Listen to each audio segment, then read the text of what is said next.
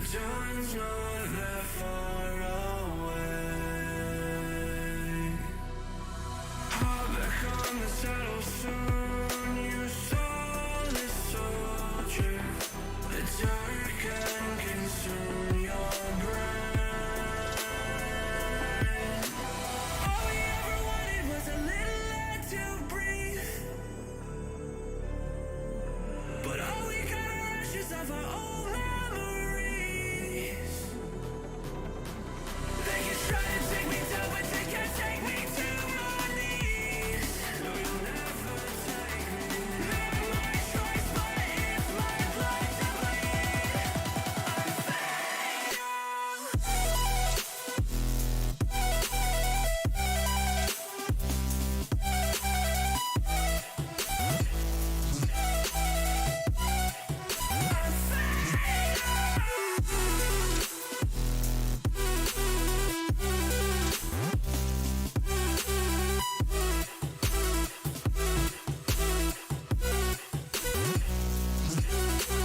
Heed the words I say to you before I will fade away. I need to know what you can do. Show them the only way. All we ever wanted was a little air to breathe, but all we got are ashes of our old memories. They can try to take me down, but they can't take me to my knees. No, you'll never take me. Not my choice, but it's my blood to bleed. I'm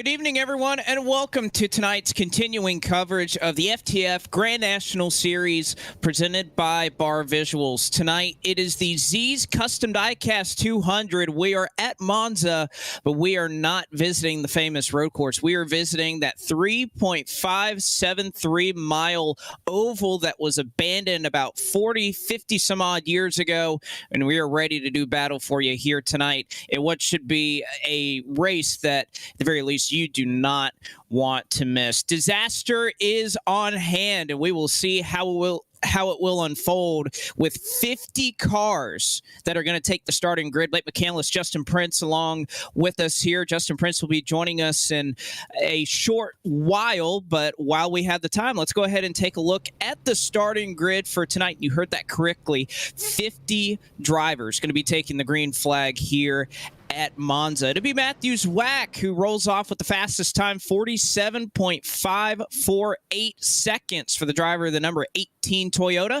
He'll roll off from the top spot, and Jake Poulin will be to his outside. Jack Painter will start in third. Tucker Minter fourth. Rudy Valentine, he qualified in fifth but did not make the grid, so he will start from the pit lane. Adam Sweet, same for him in sixth. Seth the Merchant qualified in seventh. Eighth was Will Rogers. Ninth was Justin Malillo. And 10th, Starting once again from pit road is Jordan Worth. We may see a fair amount of that in this race. Tristan Hagenstein in 11th. 12th is Kenny Brady. 13th to Lucas Plosel. He'll be one of our drivers that is competing in the May Madness bracket in the finals. They'll be racing for a $100 prize. It'll be Plosel, one of those drivers. He'll start in 13th. 14th, Evan Rice. 15th, Ben Billard. 16th is Will Klein. 17th, Ethan Corder. Casey Nimitz is in 18th. 19th goes to Spencer Ray. And Matt Spalding will round out the top 20. 21st, Benjamin Fanning. 22nd, Tyler Williams. 23rd is Carter Friesen. 24th is Brian Keita. 25th, Alexander Russell. Ryan Naraki, 26th. 27th to Keith Sherman. 28th, Kyle Riley. 29th, Brandon Hawken. And Dylan Smith, the last car to take time tonight. He'll start in 30th. 31st, Brian Mercurio. 32nd is Seth Noel. Starting in 33rd is Sean Butler. 34th, Zach Hudson in a rare appearance here in the GNS Series. 35th to Cosmin Yaneshu. 36th, Nathan Rabideau. 37th, Andrew Schwartz. 38th, Patrick Fogel. 39th, Gary Waterworth. And Jonathan Oates is 40th. Joe Berge, 41st. 42nd, Brett Pancari. 43rd, Ryan Williams. 44th, Rich Jameson. 45th, Tyler Landon. 46th is Kyle Short. 47th, Robert Dorman. 48th, Luke Breitschoff. 49th, Aaron Smith, and Nate Stewart in 50th. Again, many of those drivers electing to start from pit road. They'll be sprung free when we get the drop of the green flag, but the pace car are going to pull to the safest spot on this circuit, which is to the safety of pit road. Can we make it out of turn one? We are about to find out. Green flag in the air. Matthew Zwack leading us into turn one, and my goodness, will they be able to miss that guardrail into turn one? So far, so clean. You can see the banking here at Monza. Beneath that apron, it is sketchy. It is hard to race side by side at this racetrack. So far, it is Zwack out front, and you can see them doing a nice job taking care of each other, trying to get through as they work down this long back straightaway. And here comes Jake Poulin. Big push on the top side from Will Rogers as they'll work into 3 and 4 here for the first time. As they work through 3 and 4, Jake Poulin will take control of the top spot. Will Rogers not wasting any time there as he'll try to make a move up top. Here comes Seth DeMerchant to the back bumper of the Hellman Chevrolet. They look 3 wide on the front straightaway as Poulin will shut the door. And that is how you make one lap around Monza. One of 76 laps around this facility tonight as Jake Poulin there on the bottom gets loose. Will Rogers into that very small outside retaining wall. You're usually talking about safer barriers or something that is much taller than about 5 feet of guardrail. Will Rogers scrapes against that, but he's able to keep his Space Station Gaming Ford moving forward as Ryan Doucette will charge now. Challenge for the lead on the inside lane. He'll have it cleared. They're side by side for second behind them. Kenny Brady. No grid penalty for him. The 97 Toyota is 54 on his machine. Is able to get it going. And again, many of these drivers, a large pack of them starting at the back of the grid. They've pretty much formed up here outside of the top 30, top 40 as one car hit the outside retaining wall off at turn number 4. It is Benjamin Fanning. But again, they have found a way somehow to keep this thing together. Many cars slow through 1 and 2 on the bottom. Gary Waterworth, Ryan Naraki, already significant damage on his Bobcat machine as he is limping there on the bottom. He has damage on both the front end and rear end of his machine. They look to go 3 wide as they work into 3 and 4. And oh man, what a start to this race. They end up keeping it clean. And out front, the battle is still on for the top spot. It has not ceased. Here comes Alexander Russell, the JDRgraphics.com Chevrolet, looking to try to go to the top spot here at Monza. He follows Will Rogers into turn number 1. They're side by side behind him for 5th and 6th. Ryan Doucette trying to make that bottom work, and actually, no, excuse me, I've done this for a couple of weeks in a row. Not Ryan Doucette. Tucker Minter filling in tonight there for Ryan Doucette. That famous Zoopals machine is go 3. They nearly look 4 as they work into turns 3 and 4, and nearly that guardrail snuck out and snatched Jack Painter as Painter scrapes the outside wall through through 3 and 4. They're somehow able to sort it out, but that was a pretty significant moment here at the front of the field. Rogers to first. The Merchant will file in second, and of course Alexander Russell will gather it back in and try to rally for the third position.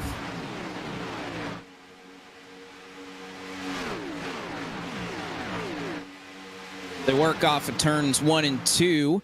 It is still Rogers to Merchant. Russell, Jack Painter now side by side with Jake Poole, and that's the battle for the fourth position here down the back straightaway. They have mostly formed out single file here at Monza, something that we weren't expecting, and I think is a reason that a lot of the drivers elected to pull down pit road early, thought that this was going to be the wreck fest that I think many of us anticipated, but so far so good out front. Across the stripe we go, lap 6 going on the board as we complete the first 5 without one throw of the caution flag. Jake Poulin making that apron work. He's loose there on the bottom of the racetrack, getting just freight trained right now, and you see how difficult it is to go side by side here at this racetrack. Poulin making the bottom work. We've seen him try to go down on that apron a couple of times. It's just the risk you have to go when racing side by side here at this racetrack. Very abrasive, obviously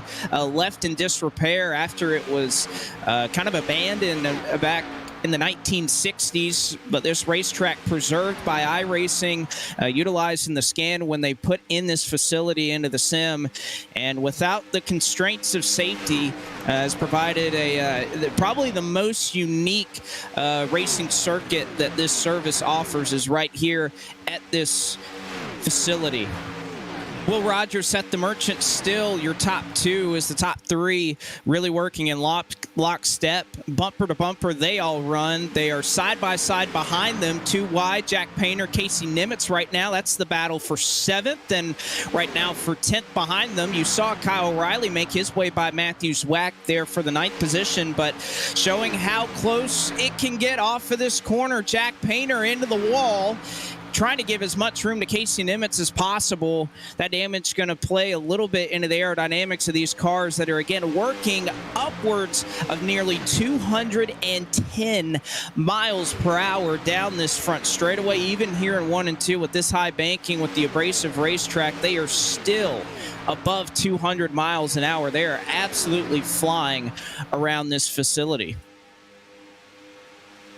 Further back in the pack, we see a battle right here for 14th. Brian Mercurio leading a long line of cars that stretches all the way back to about 24th position. Again, a large part of this group backing off of that front pack. They see a caution perhaps inevitable in this one, as you see Aaron Smith right there, that slow yellow car on your screen. The BRS Chevrolet had a moment there at the bottom of 3 and 4. He was able to gather that machine up, but not before losing some significant ground to the front. We see Brian Mercurio. He'll let these drivers on by.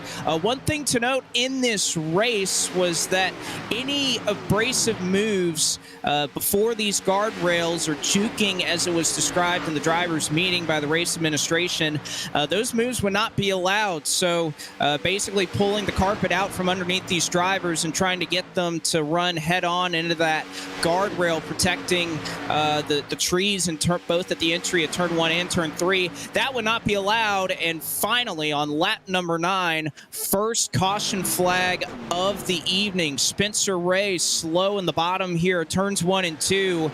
And I believe this was an airborne crash, and he may have had some help from Luke Breitschoff, as we'll take a look at it in just a couple of moments on the bar visuals replay. For Spencer Ray, it was a good day in that Bolts machine as they took a 3-1 lead over the Carolina Hurricanes, but here at Monza tonight, not going his way as he and Breitschoff get together. A hard crash into the outside retaining wall and down the baking. Spencer Ray and both that 56 travel down the track. So very tough quarters for those 2 racing drivers.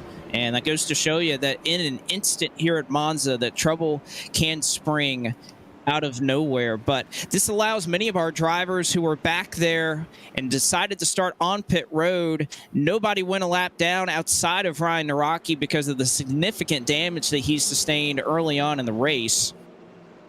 So Naraki will get the free pass as the lone car that is one lap down, and now it is just Spencer Ray and Luke Breitschoff more than likely that will be battling to stay on that lead lap. So as we work around Monza, the 3.5-mile oval for what is sure to be an entertaining night here at FTF, we are just getting started. Lap number 10, caution number 1, as we continue our coverage here of the FTF Grand National Series presented by Bar Visuals. We'll be right back.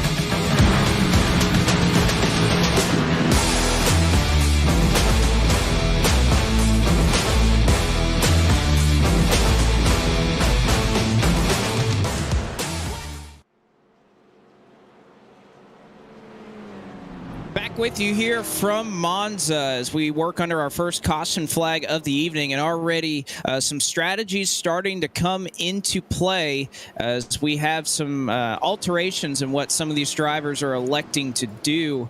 In terms of pit strategy, we saw a number of drivers who left pit road that last time, getting tires, getting fuel, but our top 3 drivers, Will Rogers, Ryan Williams, and actually Joe Berge, the third driver that we were just about to talk about, he will pull down and get some service at this moment. So your top 2 stay out and defend that track position.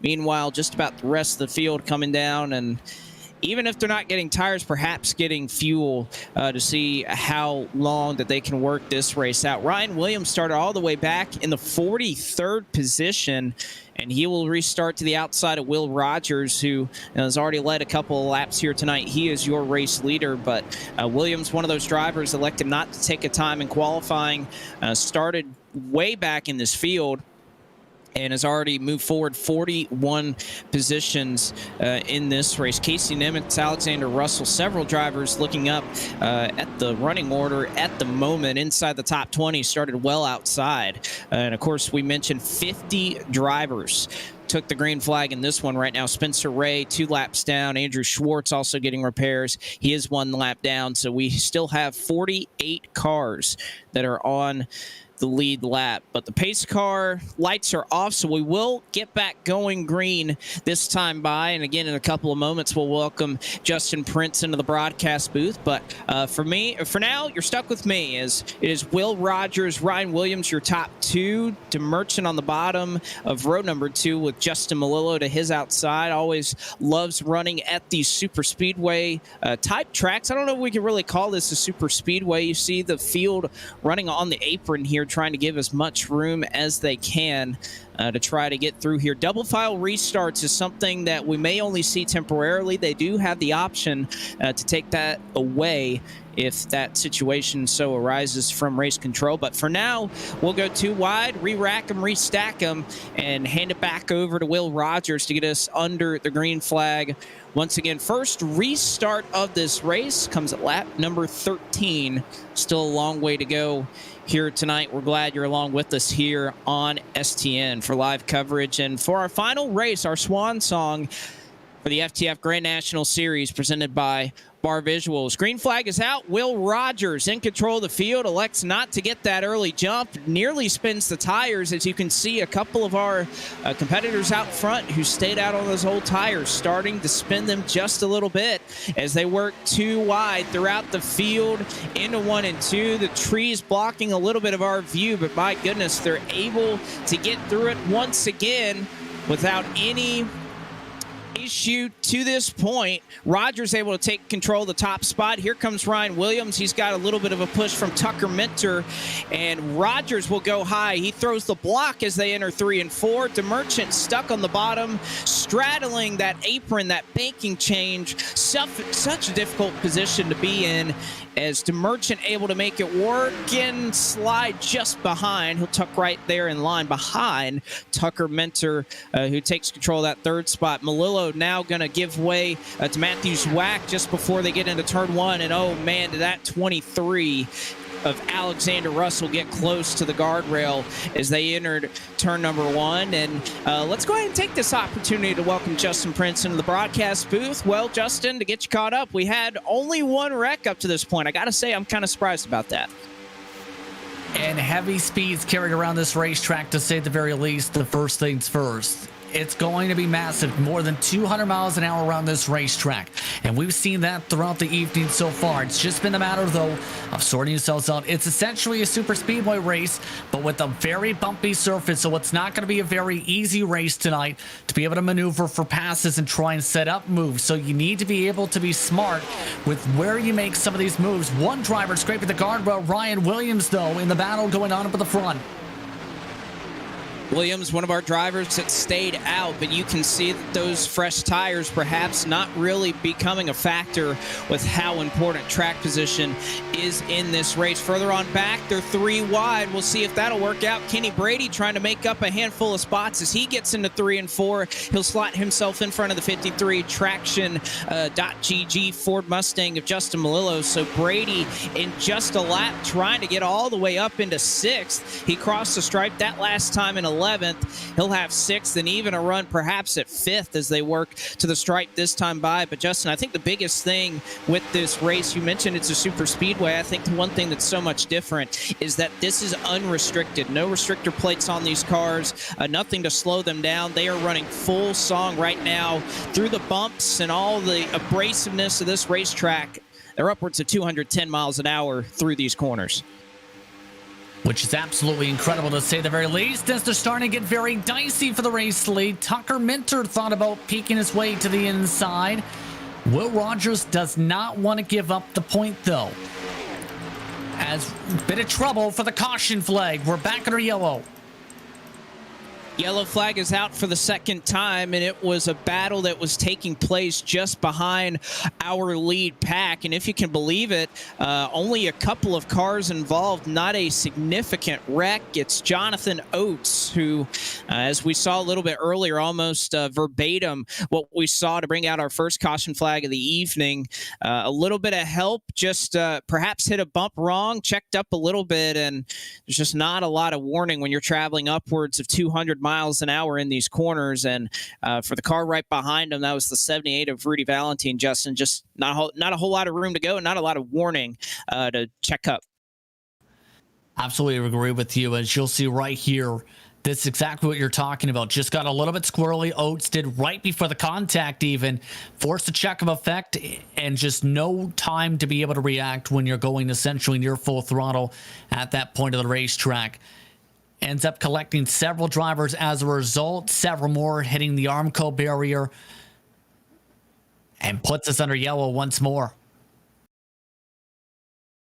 He does, and I think again we are lucky to escape with just a couple of cars that end up getting wrapped up in that one. Obviously, Jonathan Oates gets the worst end of it, but to only have about 2 or 3 cars that maybe scrape the Armco barrier there, and that wreck wasn't larger. Of course, you saw it was about 20, maybe 25 cars that were running up at the front when that took place. The rest of the field, they are virtually just putting on the binders right now. They are not trying. They are thinking that they're going to wreck them up at the front of the field, so that they have no use of trying to do anything here to gain spots. They're just waiting on situations like that to hopefully take out more cars, because that was one thing Justin, some of the drivers may have thought, well, maybe there's a fast repair for this race. There is not. So you have one race car out there. You got to take care of it.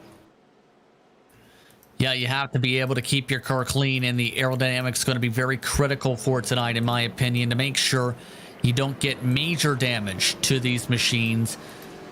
But overall, pit strategy continuing to shuffle back and forth. A majority of the field coming down for service, but once again, a shuffle for the race leaders, because Tucker Minter, Justin Malone, Matthew Zwack, Keith Sherman, Tyler Lehman, Brandon Hawkins, Casey Nemitz, Seth Noel, Kyle Riley, and Sean Butler among those. Or rather, Kyle Riley is the last of those who stayed out under this caution, along with Butler, rather. Well, and see, this is the issue with that strategy, is obviously those drivers put themselves in a good position. Ryan Williams, and of course we had Will Rogers stay out that last caution flag. They were able to gain some track position, or at least keep it for a little bit by staying out. But this is the flip side of it. Not very easy, as we've seen, to try and move forward through this field. So it's going to be tough sledding, even outside the top 10, to try to get all the way back up to the race lead. It's going to be something they'll have to climb a little bit to try and get there. But as you mentioned, a lot of these drivers, many who are still playing that conservative strategy in the back, they really have no reason to not come down and at least fill up on fuel, make sure they're good to the end. We do have the potential, if we get there, for 3 green, white, checkered finishes. So you also have to keep that in mind in terms of a possibility of making it on fuel that far down the line as well. But still, I think for what we were perhaps anticipating in Monza, we've seen all different types of tracks in this Grand National Series. We've seen short tracks, we've seen a lot of road courses, we have seen some super speedways, but all that, it doesn't really compare to this. It's a totally unique challenge at a track that honestly, to be quite frank, is just dangerous. There's no other way to describe it. It's why even in the 1960s, which wasn't exactly known for safety, the track was abandoned, but it's still awesome that we have the opportunity to race this track in iRacing with obviously safety not really being an issue. It's absolutely incredible, and it's led to a lot of fun over recent seasons, in particular on iRacing, and it brings unique challenges because of the jutting out of some of the walls, how you've carried the said speed around the racetrack, the pit lane even, and how you handle said pit boxes for your specific stops throughout the race tonight.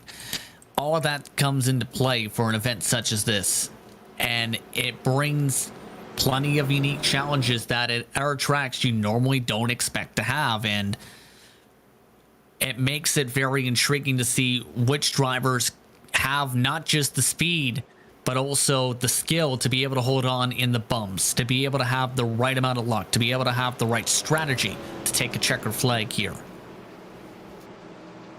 It certainly all has to work out in your favor. And again, the potential for the big one, we talk about it a lot when it comes to super speedway tracks. And with this facility, with the cutoff, with how jagged the Armco barrier kind of cuts into the racing line, it seems we're only one hit away from perhaps seeing 20, 30 cars out of this 50-car field being just obliterated in the blink of an eye. But we'll see if that should happen, or if we get more clean racing here up front. Pace car, the lights are out on it. It will pull to the safety of pit road in just a few moments. They work out of turn 4.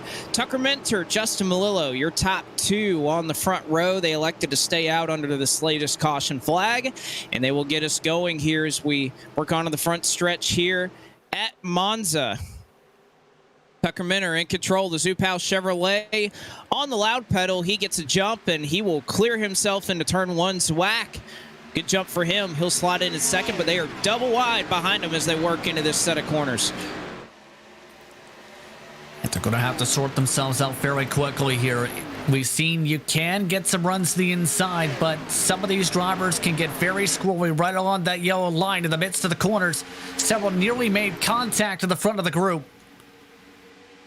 They are still jockeying for position back here. 3 wide. Behind them is DeMerchant is on the bottom. They eventually sorted out 2. And here comes Will Rogers on those fresh tires. Thought of making it 3 wide, but there's just not enough room at this racetrack to do that. But he is very quickly trying to get back to the front. And no, Matthew Zwack is around. And into the inside. It is off the racing surface. One driver goes down pit road to miss it. It's Seth DeMerchant, and the caution flag is out. A scary moment here at Monza. DeMerchant taking the road course here to try to miss it as Zwack came spinning around, runs into the back and open area off of turn 4. And a violent impact comes to a complete stop off of turn 4. He's stuck behind the wall, and that is likely going to be the evening for Zwack. And that is the type of accident that we are opening ourselves up to tonight. What did I say about the interesting walls? We just seen one of those circumstances pop up right there. That was absolutely incredible to see what happened in particular in that incident to Matthew Zwack. I don't think I've seen something happen in that part of the racetrack in particular where you send someone off into the grass, into the billboards, in fact.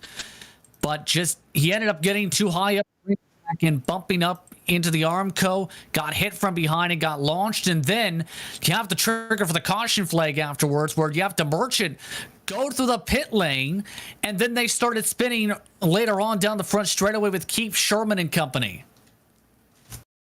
And that's exactly right. DeMerchant in the safest spot on the racetrack. He goes full speed down pit lane.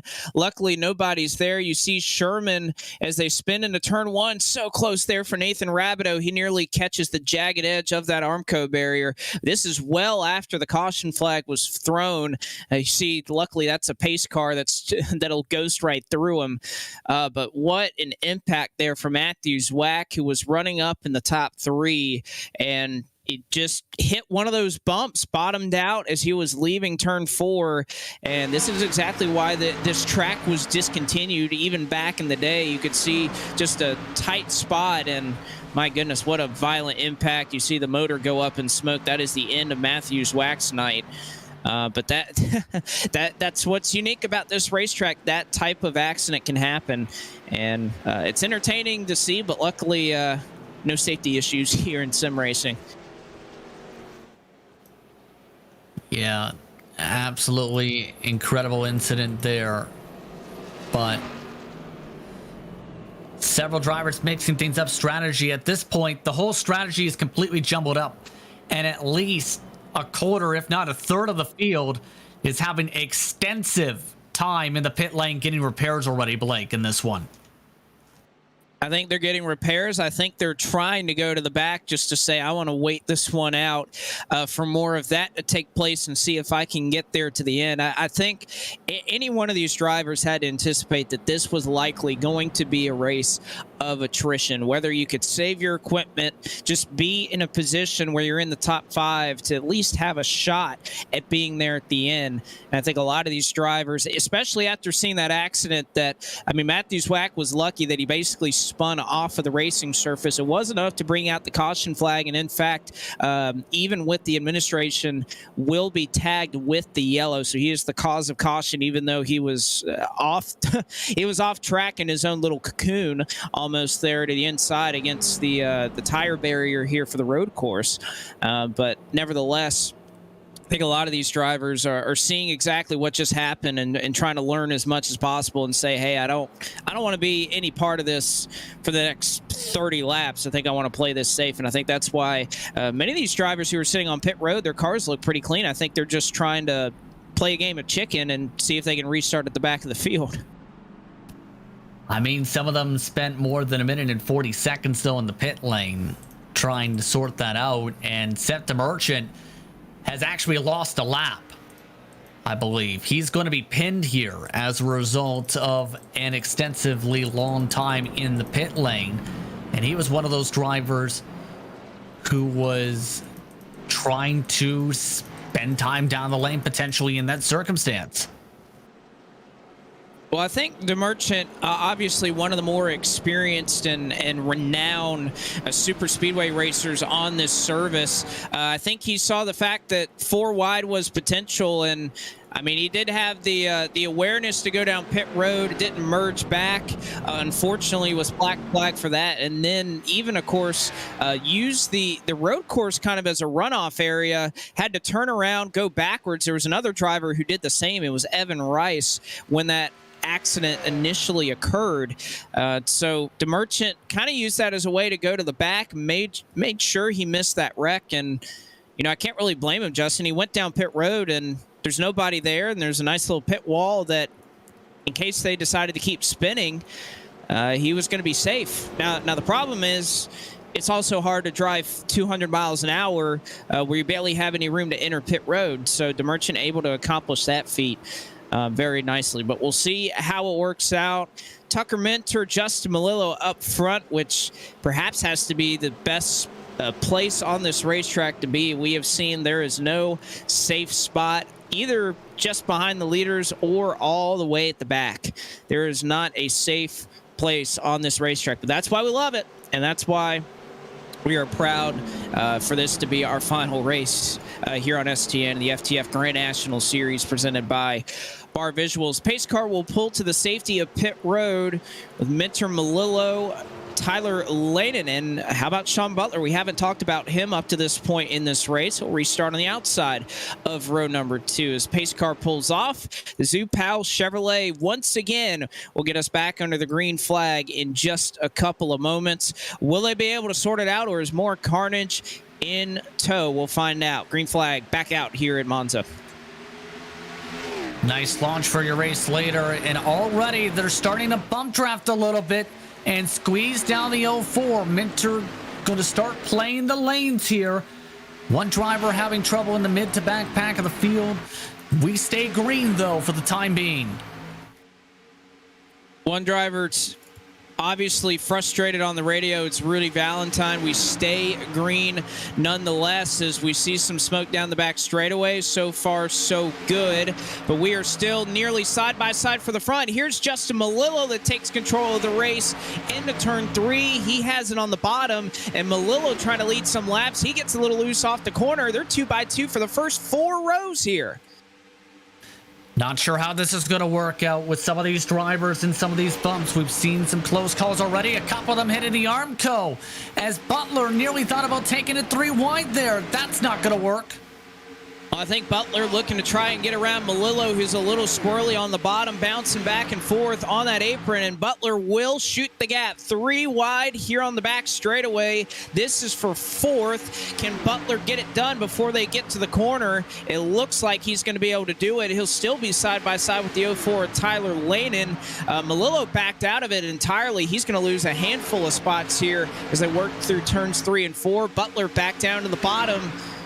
They'll have a push from the 23 as they continue down the front straightaway here, 210 miles an hour. And they're going to have to sort themselves out here to get rhythm. Has some more trouble towards the back. Kyle Riley, Ryan Naraki. Caution flag waves.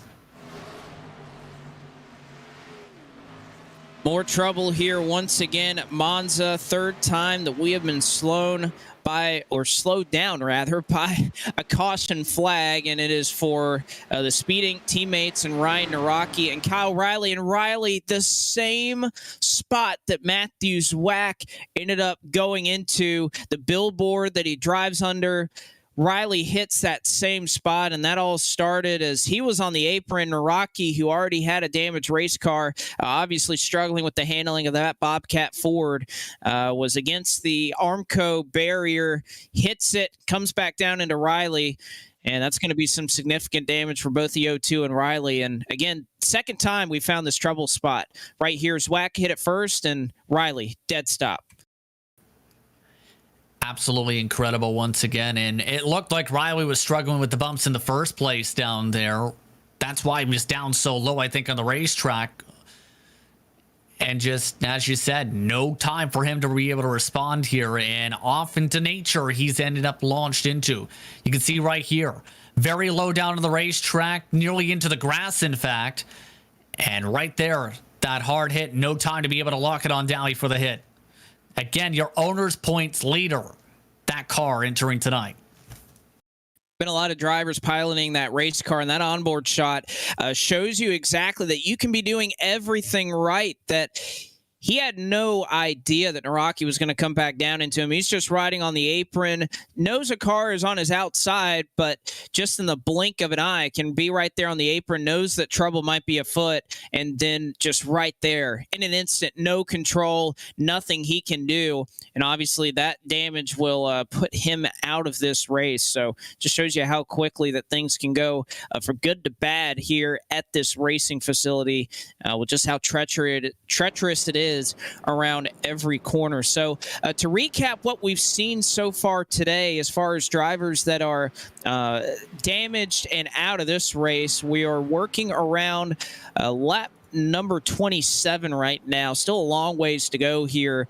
76 laps to make up this race is the scheduled distance. We had 50 cars take the green flag, and right now 5 with damage that will put them out of this race. Ryan Naraki, Kyle Riley, Brian Keita, Matthew Zwack, and Spencer Ray, the 5 cars that are on pit road that have suffered what for the most part is terminal damage here. Now, Benjamin Fanning, or Adam Sweet rather, your 45th car on the lead lap. The rest of the field on that lead lap, a couple of cars still with some damage, but for the most part, you're either clean or your day is pretty much done. And to be only a third of the way through, Justin, I think we're lucky that we've seen multiple wrecks, but we haven't seen, I think, that large wreck that at some point in the night, I think will rear its ugly head. Yeah, I think right now we're definitely lucky indeed that we've not had a big one so far, with some of the shuffling we've seen up at the front in particular. Your 3 wide in the corners in some circumstances, making some bumping and contact, and multiple drivers scraping to the Armco barriers along into turn 1 in particular has been what's really popped up in my mind. So it's to where we've had a lot of close calls indeed, Blake. It's absolutely been lucky that we haven't had one, to say the very least, as keep in mind there is significant damage on the old four machine. We should note up at the front of the field. It's going to be the question of how he fares out now in the front. That U.S. Air Force Toyota Supra definitely has a little crinkle there on the nose of that race car. May not be significant enough to slow him down, but again, when these cars are going 210 miles an hour, you have to think that any amount of damage is going to hurt, and he almost wrecked under caution. My goodness.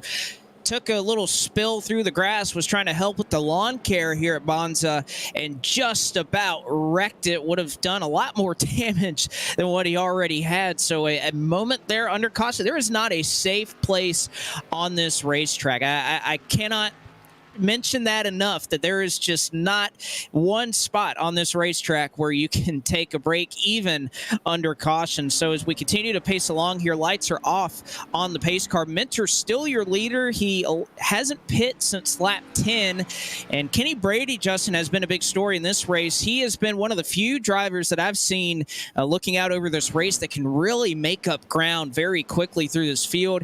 Has some fresher tires compared to Tucker Minter, so I think very quickly, it may not be a shock if Kenny Brady can take the lead. We've seen it in the game chat. Some drivers have kind of questioned his aggressive driving, but right now it's paying off. He's right there in second, has a chance at the lead when we go back under green.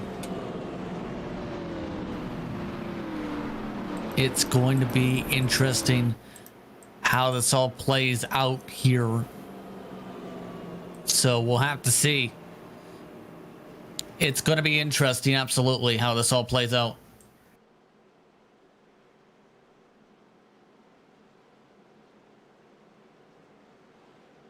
It'd be interesting Indeed. We want to give a shout out, obviously, to a raid that just took place here at STN. So thank you very much for the raid. We appreciate it. We hope you enjoy coverage of the FTF Grand National Series presented by Bar Visuals. As we've had coverage all season long, it has been a pleasure.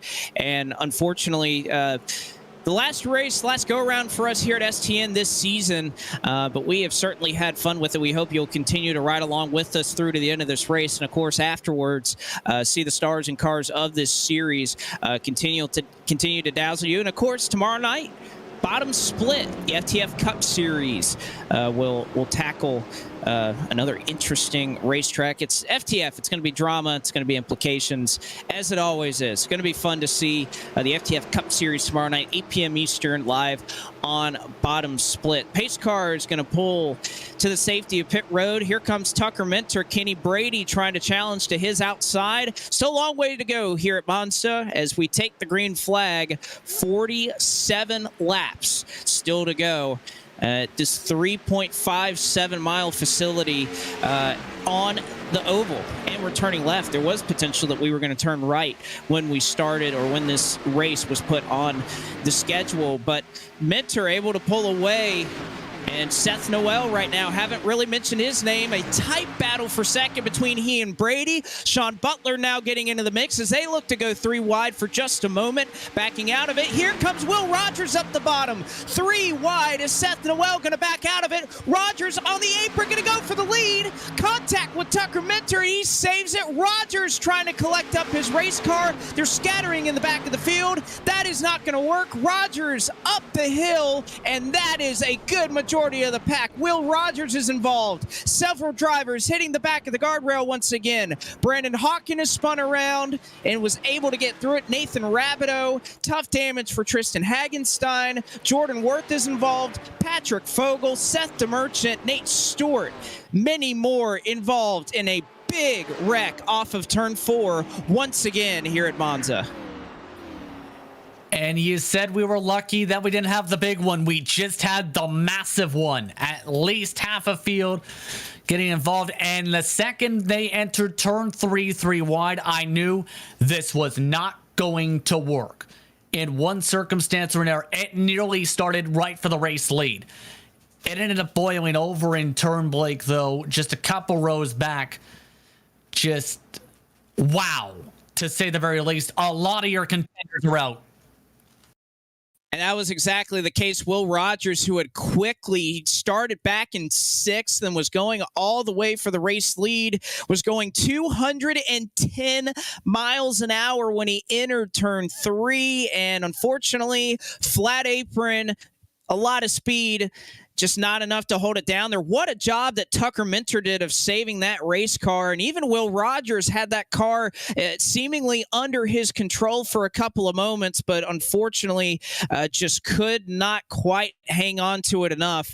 And this is that big accident that we were fearful would happen. And man, are a lot of drivers and favorites in this race swept up in it. Will Rogers, the 63 of Brandon Hawkin involved. Patrick Fogel, Nate Stewart ended up getting some significant damage. Nearly went head on into an opening on the outside wall.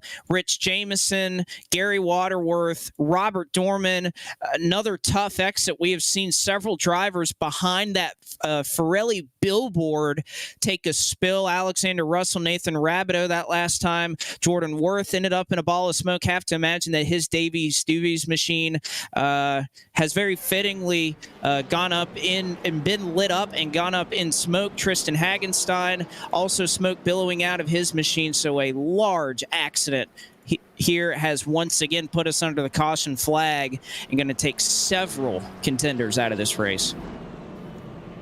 I'm counting maybe 13 without excessive damage repairs. 13 is absolutely incredible. The amount of competitors collected in that incident, just, again, I'm not sure what to really say when it comes to that. He went for a hole, Will Rogers did, and it was not going to work. And now we've seen the circumstances where this completely changed the complexion of this race. There's still going to be some drivers with damage who I think are going to be able to still compete, obviously, but it's now the matter, though, of which ones are going to play things out and how. And this is why some of the drivers laid back as much as they did, Blake, before we talked about to try and stay out of trouble. I'll tell you, one of those drivers that laid back was Zach Hudson, and well after the caution flag came out, Zach Hudson was given an end of longest line penalty. Obviously, Will Rogers was for the cause of caution, but Zach Hudson, well after the yellow, was working around into the turn at about 140 miles an hour and just ran right into the back of the 96 of Benjamin Fanning. He was running in 44th position, about 10 seconds off the pack, and I guess the spotter didn't tell him that the caution was out. And again, one thing, Justin, I think that this highlights, it's so hard to see here at Monza. You're even kind of getting a preview of that on our broadcast right now with the shrubbery, with all the nature that has kind of been built up through the inside of this track over the years. Even as a broadcast, for the cameras, it is tough to see at this racetrack because of all the buildup, because of the hills, everything that's built up around the inside of this track. And I don't think Hudson saw or knew where the caution was. And by the time he can see anybody, he's going 150. He couldn't slow down. Yeah, that's the tough part when it comes to the speeds. We talked about this with the check-up effect. You have maybe half a second to be able to respond, and when you're carrying unrestricted speeds, you're just not going to be able to effectively respond other than try and hope for the best in a lot of these cases. It takes a lot of talent to be able to thread the needle and a lot of luck. And now we're coming up to maybe 24, maybe 27 cars or so, give or take, who are going to be in the main pack for this restart. Several more are still trying to sort out if they're going to be able to get to the line in time. So this is going to be a major circumstance here of the big one. It certainly is, and that list that we were talking about, last caution flag, of about 5 drivers that were a lap down, well, guess what? That list just got a lot longer. 36 cars on the lead lap, so roughly 10 drivers completely off of the lead lap after that accident. Seth the Merchant, one of them. I believe that his race car, he may have left this race. Casey Nimitz, Alexander Russell, Nathan Rabideau, Seth Noel, Will Rogers, several drivers involved in that one, and their opportunity to win this race, or at least compete. Again, you got to think any amount of damage in this car is going to hurt you at 210 miles per hour.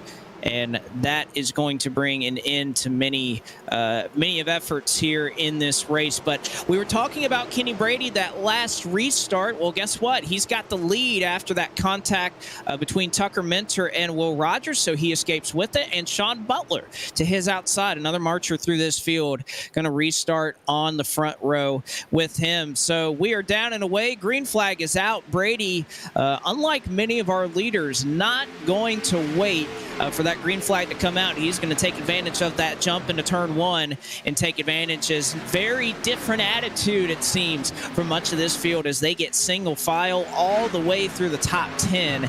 So we have still not come to halfway in this race. That doesn't stop a battle on the back straightaway, though. Here comes the 15 of Keith Sherman, a huge run that he has in the AC Delco Chevrolet. Not a lot of damage, and he's going to try to make up a couple of spots here. A blinker on the bottom. That is Luke Breitschoff, who nearly gets in to Keith Sherman. Sherman uses the Armco barriers away to make his race car around, but Sherman looking awfully sporty in that well, I guess not AC Delco. It's definitely a look-alike of that scheme. Says Speed Visions on the machine, but definitely an ode back to the old Busch Grand National Series scheme for Darrell Earnhardt Jr. back in the late 1990s. Behind him, Breitschoff, significant damage on the 56. Ryan Williams will pull to the back of him. Remember, he is the driver that was up front early, late pit. Didn't exactly help his efforts, but he's going to try to march his way back to the front after pitting on this most recent caution flag. But I think the theme right now, for the most part, it's cooling down up front, but not for the race lead. Kenny Brady is around. Sean Butler is involved. A big bunch bunch of smoke here on the exit of turn 4. Heavy damage for your race leader, for your points leader in Sean Butler. Tucker Minter able to get on by, but many of your front runners taken out in this race. Tyler Lane and Sean Butler. Looks like the 60 of Joe Berge going to once again hit. Looks like he hit some netting, or no, a fence that's right down there. Luke Breitschoff. Oh my goodness. Gary Waterworth absolutely takes flight. My goodness. 30 feet above. He clears the trees. Oh man, the splash and go flip count. That look at Gary Waterworth's machine. And we'll take another look at the second big one that we've seen. And my goodness, didn't even scrape the branches up there on the exit of turn 4. Another massive crash. And we'll look at it in just a couple of moments here on the Bar Visuals replay. You see the contact starts with Sean Butler getting into the back of Kenny Brady, and just with the tight confines here at this racetrack, nowhere to go. You see Berge right there into that chain link fence, and my goodness, that chain link fence not very kind to Gary Waterworth, who absolutely North Carolina style takes flight. You could see him end over end, flipping on the front straightaway. As many drivers trying to take that evasive action to try and work their way around, and these are the type of wrecks that we thought we would see, but my goodness, this is turning into more of a race of attrition than even we could have anticipated. We'll see it once again atop. You can see the shrubbery, how difficult it is for these drivers to look forward and see these accidents. See Sean Butler right there, heavy damage on his Pennzoil Ford as he slides to a screeching halt there off the exit of turn 4. There you saw for a moment was actually able to make his way by. He's the only driver. Perhaps even Minter was a part of that contact. Looking at that, looks like he may have been a part of it as well, as two bright yellow machines of Butler and Minter perhaps becoming part of it. But you see the calamity ensues, and just nowhere for many of these drivers to go to avoid that carnage. So big wreck once again will slow us for, I believe, the 6th time tonight, as we have not even reached halfway in this race, pacing around on lap 37 of 76 here at this racetrack. So just about to approach the halfway marker, and about half of this field going to have to really make some repairs on their race cars to have a chance to get back in this one. So we continue our coverage here at Monza, the FTF Grand National Series presented by Bar Visuals. What a night it has turned out to be, and we're only halfway through. Make sure you don't miss the second half. We'll be right back after this.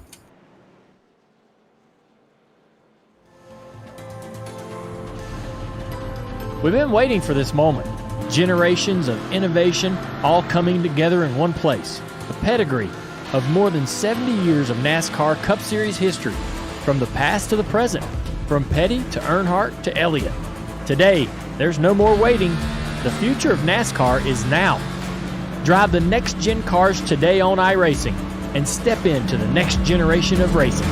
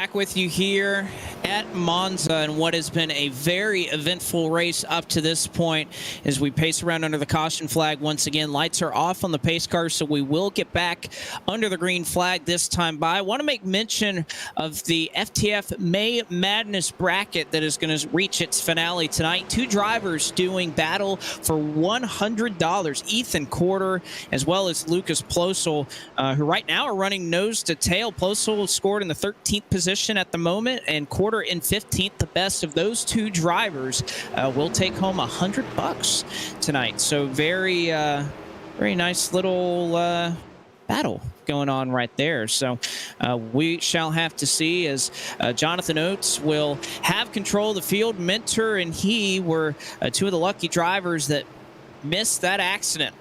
Is more in store? We'll find out as the pace car is off, and we will get back going here at Monza. One big jump on the outside is a white machine. I believe that was Rudy Valentine that tried to make a move on the outside, not able to get it completed before they get into turn one. One car loose on the inside. It is Ben Billard who checks up, and he'll allow Malillo to go on by as he gathers up that race car. But here comes Tucker Mentor.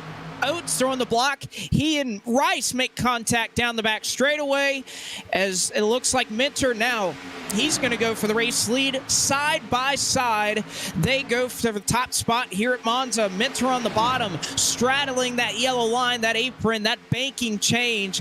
Oates on the outside, making his way by. They nearly touch, inches off of each other. Oates into the outside wall, and here comes Tyler Lanin. They'll make it 3, they'll make it 4 wide for second. They'll look 5 as they go into 1. Rice backs out of it. My goodness, these wrecks have not tampered the patience of these drivers as they went 4 and they looked 5 going into turn 1. It is still 2 wide up front at the moment. Mentor and Valentine, who we saw got a great jump off of that restart, he's going to have control of the race lead. Drafting help from behind, that is from Tyler Lanin as they work into 3 and 4. 78 on the top of the racetrack, Mentor on the bottom. And as we've seen time and time again here at this racetrack, the bottom of 3 and 4, perhaps the best opportunity to battle, but it is on the exit of the corner. You see Valentine right there into the Armco barrier. You can go side by side a lot better through 3 and 4 than you can 1 and 2, but on the exit, that is where it tightens up, and Mentor able to take advantage of that. He gets the lead. Valentine shoved into the wall by Tyler Lane, and he's able to collect it and keep it going in the right direction, but it looks like they'll sort it out single file now through your top 5. It is Mentor, Lanin, now Evan Rice, Ben Billard, Valentine, and Justin Malillo. He has hung around all day long, and now he's going to get a challenge from Nathan Stewart on the bottom of the racetrack. Stewart to the bottom, another driver in front of him loose on the apron. We've seen time and time again, and this is Calamity Corner. Can they get it through? It looks like for the moment they are, as Stewart will look to go to the outside of Valentine. That inside line through turn 4 has not been a good passing opportunity for these drivers, but we've seen several drivers make up a spot as they work into turn 1. One of the temporary placements was knocked into turn 1 and eventually refreshed here in the sim. But how about Nate Stewart? Shot out of a cannon relatively out of nowhere. He'll look to the inside of Justin Malillo as they go side by side down the back straightaway. Big run for Stewart. He'll keep going. He'll look for 4th. They make contact. He and Ben Billard collect each other. Stewart with the slide job, and over the radio, Nate Stewart says, "Carlo, buddy." Stewart will find his way into 4th as he and the 009 of Ben Billard make a little bit of contact. Will we see some more moves out of Stewart? We certainly will. Into turn 1 they go. Stewart on the inside of Rudy Valentine, and he's going to try to make it work. Lap traffic up on the apron, forces his hand to move up. He'll stay side by side, dead even with Valentine off the corner. More lap traffic ahead. It is Nathan Rabideau who looks like he will get out of the way and let these drivers settle it amongst themselves. But that battle for 3rd still hot between Stewart and Valentine. Tight quarters through 3 and 4. Stewart moving up the racetrack. Valentine trying to pinch him down as they work off of 4. This is where the quarters get tight. And Stewart going to drop down, try to use the draft as they nearly make contact once again. Stewart now just going to door Valentine on the straightaway. And they'll continue to go side by side. Contact was made, and that contact initiated by the 13 as Valentine still holding strong there on the top side. They are still single file for your top two. Battle for third has not ceased. Stewart may have the advantage, and he may have the 78 clear off a 2, and he certainly does. Valentine now into the clutches of Brian Mercurio, running in Will Norton's ride in the number 25 Ford Mustang. Mercurio will think better of it. He'll back out and now forms a side-by-side battle with Ben Billard behind them. That's for fifth. And your top four, all nose to tail. Minter, Rice, Stewart, and Valentine putting on a great show here, but Stewart not complacent to ride in line. He'll look the inside for just a brief moment, but not able to do anything with it. He'll sort back in line. So Stewart on a march to the front, single file all the way behind them. 12 cars at the front of the field in the lead draft at the moment. It is Cosmin Ionescu that brings up the caboose of this lead pack. Joe Berge as well as a lap down, Jack Painter. So actually more with a couple of lap cars being a part of the fray as well.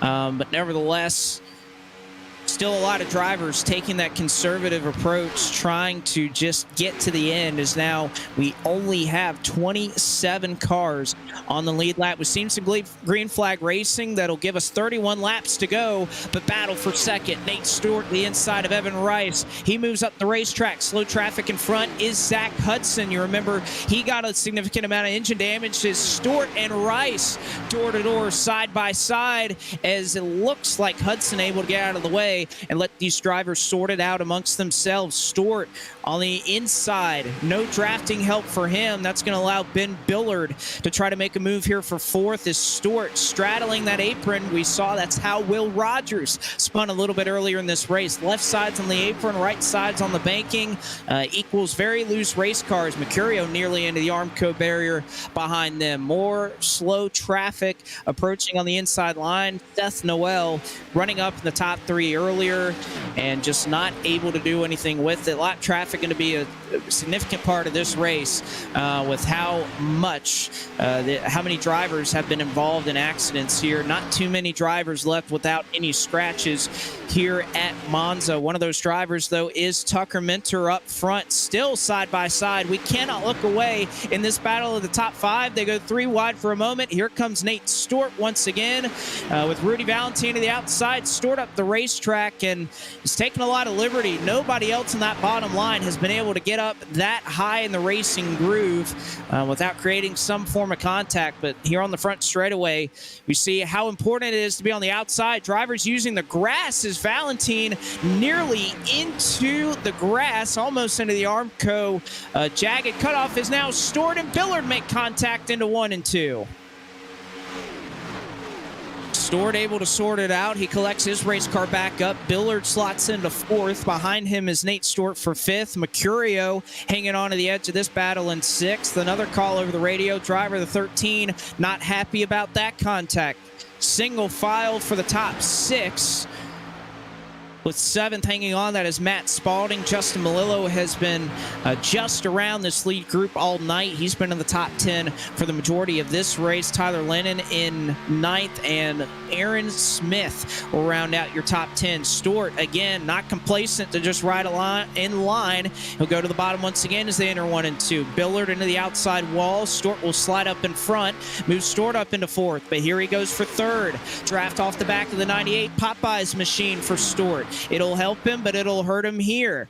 Side by side for third. Stewart and Valentine nearly make contact once again as the 13 will go up the side draft as they enter 3 and 4. Stewart on the bottom, straddling that yellow line.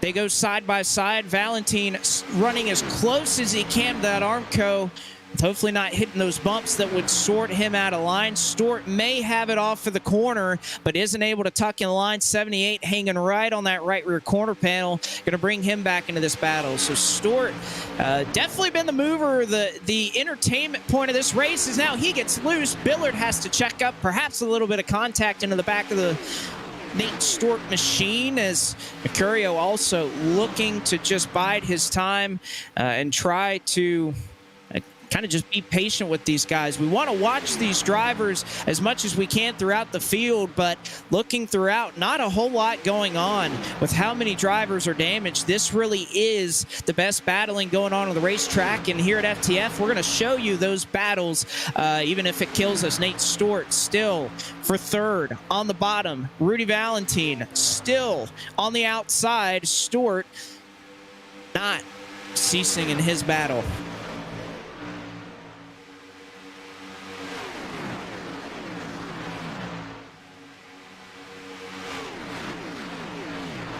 You see Stewart still hanging on the bottom. The last couple of corners not gone his way, and you see the lack of draft not helping that 13 Toyota Supra. Has a little bit of damage on the left rear as well. I'm sure that's not doing him any favors, as now Mercurio gonna decide to not be as patient, taking Will Norton's ride that he is driving in today. Of course, Brian Mercurio, Cup Series driver, so not scoring points in this race. We'll move up into the top 5 as he passes forward, and they are wrecking behind him. Matt Spalding spun halfway around here on the exit of turn 4, and it looks like he's able to save it, but nevertheless, Melillo also gets a piece of it as well. A 2-car incident here on the front straightaway, and caution yet again brought out, and what was after our longest green flag run of the evening. We dropped the green flag on lap 39. It is lap 51, so about a 13-lap run, and just as the leaders were going to take lap 32, or 52 rather, to get this back underway. So a significant portion of this race just run there, and a wonderful job there by Matt Spalding and company to not make that any worse than it was. Looks like he got a little bit of help off of turn 4, scraped the wall just a little bit. Tyler Lennon nowhere that he could go after making that contact with the wall. He barely avoids the pit road wall on the front straightaway in the aftermath, but nevertheless, Spalding doing a nice job. Melillo gets tagged as well, gets a little bit of damage, but nothing too significant. But all things considered, only a brief 2-car incident really there off of turn 4. Not as big as what we have seen in Calamity Corner so far this evening. So the caution flag waved once again here, and we'll go ahead and highlight once again that battle that we were talking about, the May Madness finale. This was a season-long, or month-long rather, bracket that was taking place where obviously you had an opponent. If you beat them, you moved on to the next round, and if you were defeated and that driver placed higher than you, well, guess what? You were eliminated. So these are the final 2 drivers that out of that are left standing at the top of the pile. Lucas Plosel and Ethan Corder, who are still duking it out. $100 on the line for both of those drivers. During that run, Plosel ran in 14th. He scored in 15th at the moment. Ethan Corder 18th. So we should keep our eyes on that battle as well as this race continues to unfold. But Jacob Hitz, I know you're trying to load into the server to add to our broadcast team here, but I know you've been kind of listening in so far, but we're going to be happy to bring you up here for the last 25 or so laps of this race. Of course, that's a scheduled distance, but Monza hasn't disappointed.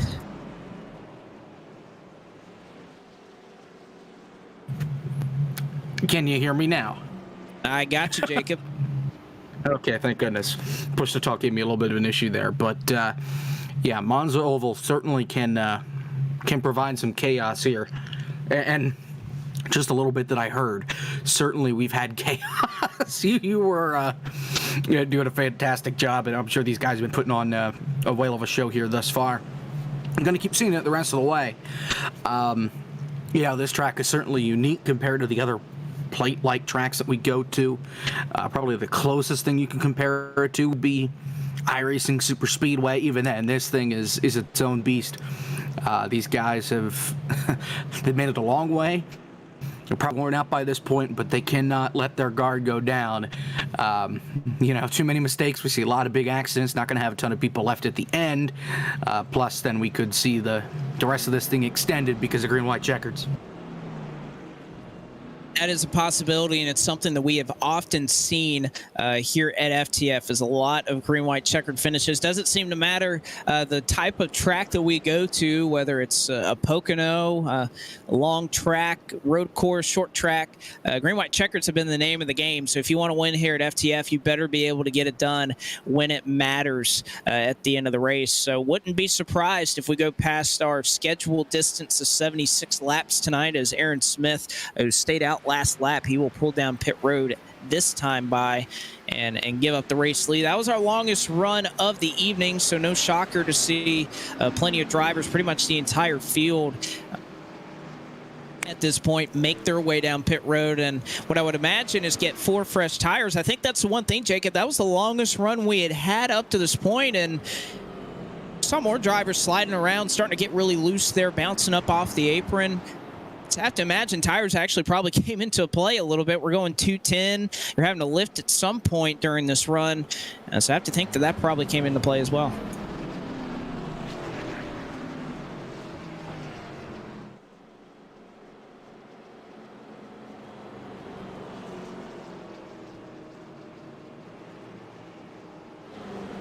The amount of cautions we've been slowed by so far this evening, 7.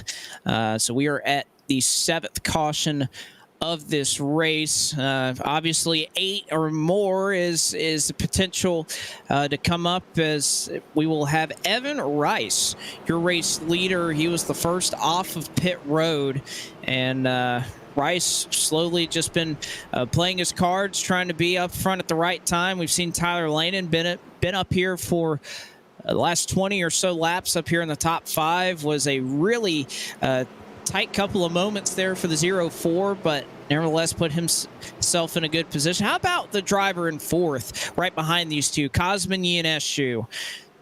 That beautiful Pennzoil machine kind of reminds me of a great Ferrari scheme, and you know what? It's Monza, it's Italy. So of course, I'm sure slight nod there to Ferrari. And how about Charles Leclerc on the pole for tomorrow's Formula One Grand Prix? Should be fun as well. But Evan Rice, control of the field as Minter led a large portion of that green flag run. Rice has control of the field.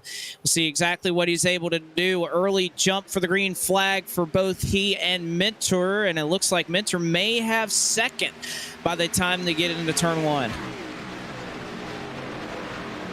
Into turn 1 they go. Rice, Minter able to sort it out single file. They're able to sort it out single file for the first 6 or 7 machines. And actually just being informed that is a McLaughlin Super Aussie V8 supercar scheme. I don't think James Davison would be mad that or be happy that I misidentified that. He's going to try to look to make that scheme 3 wide for just a moment. He thought about going to the inside of Brian Mercurio and Tyler Lennon, but was not able to get that done. So he'll sort it back out. But up front, side by side for the race lead they go. Evan Rice, Tucker Minter off of turn 4, duking it out here, and Rice, no drafting help on the bottom. He is just going to be what DW would call a set and duck there on the bottom, as now here comes Rice trying to shuffle back in the line. Mercurio is going to lift for him, as Rice a little bit out of shape, but they are side by side between Mercurio and Nate Stewart. Again, these are teammates right here in the NASCAR Road to Pro qualifying series, so should be interesting to see how these two drivers treat each other. Stewart on the bottom, Mercurio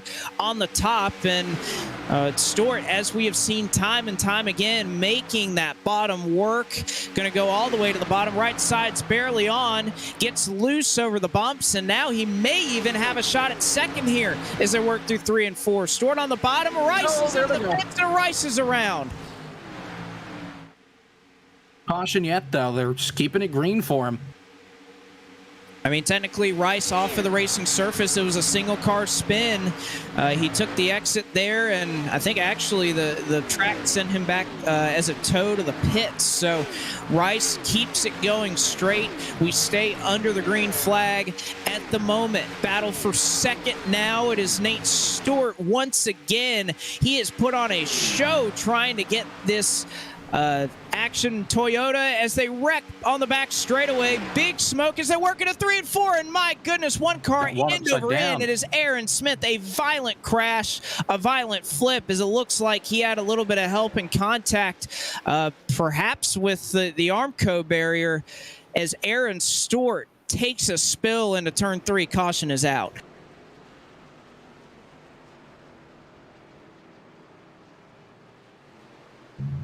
We'll have to see once we get a replay what happened here with the 06. That was a nasty, nasty tumble for Aaron Smith.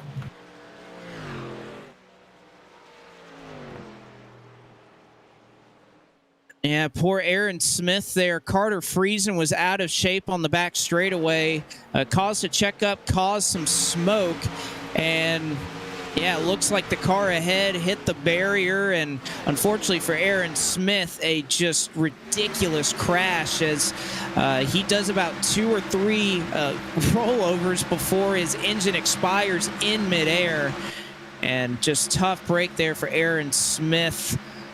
The Carolina Club driver comes to a halt there on the inside. Nothing he could do to fix his engine. That will be the end of the night for him. And he actually shares a pit stall fittingly. Of course, here at Monza, we're sharing pit stalls. He shares one with Evan Rice, who was involved in an accident just a lap earlier, was off the racing surface, so didn't warrant a caution flag. But both of those drivers who share that pit stall, tough luck for them as they're both going to be out of this race more than likely after some trouble befalls them. Okay, I have a question here, just because I'm not sure if this is my iRacing being weird or what, but what does Aaron Smith hit on your screen? Because on my screen, he hits seemingly nothing, just flies into the air. Does he hit the guardrail? Does he hit a car that I just can't see, or...? Well, I think what happens there, Jacob, is just something in the software where the car in front of Smith was registered as making contact with that barrier, and then somehow, just with the way everything ended up working out, he hit his car even though it wasn't exactly there. So I think that's kind of the end result right there. And unfortunately for Aaron Smith, doesn't work out and ends up in a violent crash for him. So his day will be done early. More drivers being put behind the wall in this one. Now only 25 cars scored on the lead lap with just about 20 laps to go. So we continue to dwindle these numbers throughout this event, which is, I think that was to be expected, Jacob. Well, yeah, and I talked about it just a few moments ago while we were under the last caution that, there is the potential, since it is a fast racetrack, since it is a narrow racetrack, that we're going to see contact, we're going to see crashes, and the field size is definitely going to go down. We just got to wait and see how many cars are going to be finishing at the end here, but this is taking out a lot of guys, and the further up the field that these crashes happen, the more potential for more cars to get in it, and the more potential for just people to fall out of the race because their cars are junk. That is the case. And again, the reason for a lot of these entrances is obviously, I believe the original configuration of this oval, or at least the direction, was to make right turns. Now, the administration here, from what I've heard, did try to get a setup going for this race, because in iRacing, I believe you have the option to both take left turns and right turns on this oval at this racetrack. They tried to find a setup that would be workable for this oval to take right turns, just not able to do it. Of course, this racetrack is unique enough when you're taking lefts, but they even wanted to make it taking right, so I guess we could work down the same straightaway that they work here when they run the Italian Grand Prix every year here in Italy for Formula One. But just not able to quite make that work, but nevertheless, I don't think that has hampered the racing at all. I think it's been an incredible show, at least interesting. We knew that we're probably going to get a surprise winner tonight. We knew a lot of cars were going to get wrecked out, and I think that's only going to intensify as we get to the end here. Again, 26 cars on the lead lap, but many of those damage. It's really about the top 10 where you really have your true list of competitors who have a real shot at this thing. Be interesting to see this time. Nate Stewart, who has had to work the bottom of the racetrack seemingly the entire race, he'll have the top on this restart. He will be in second place, and we'll see what challenge he could have for Tucker Minter, Jacob, who's really been kind of the dominating driver out of here. I know we've had so much shuffling at the front, but really when we look out front, there's been no driver who's been out there more than the driver of the Zupals Chevrolet. Minter has been very strong tonight. You know, he won the FTF 1 championship here at this racetrack, not this configuration, but this racetrack last night. So, of course, he's trying to back it up here with a win in FTF Grand National Series.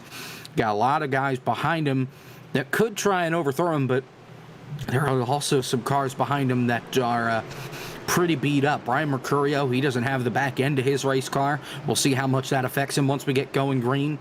I'm sure Mercurio is not the only one up here that has damaged his car. So it's got to be interesting here for Minter. You know, it really turns into a plate race now. Got to know where the runs are coming from, and that comes from your spotter too. But this track is super tight. It's not very wide. It's kind of like Indianapolis where everything's crunched together, and you can't go very far to make a move without really paying the price in the long run.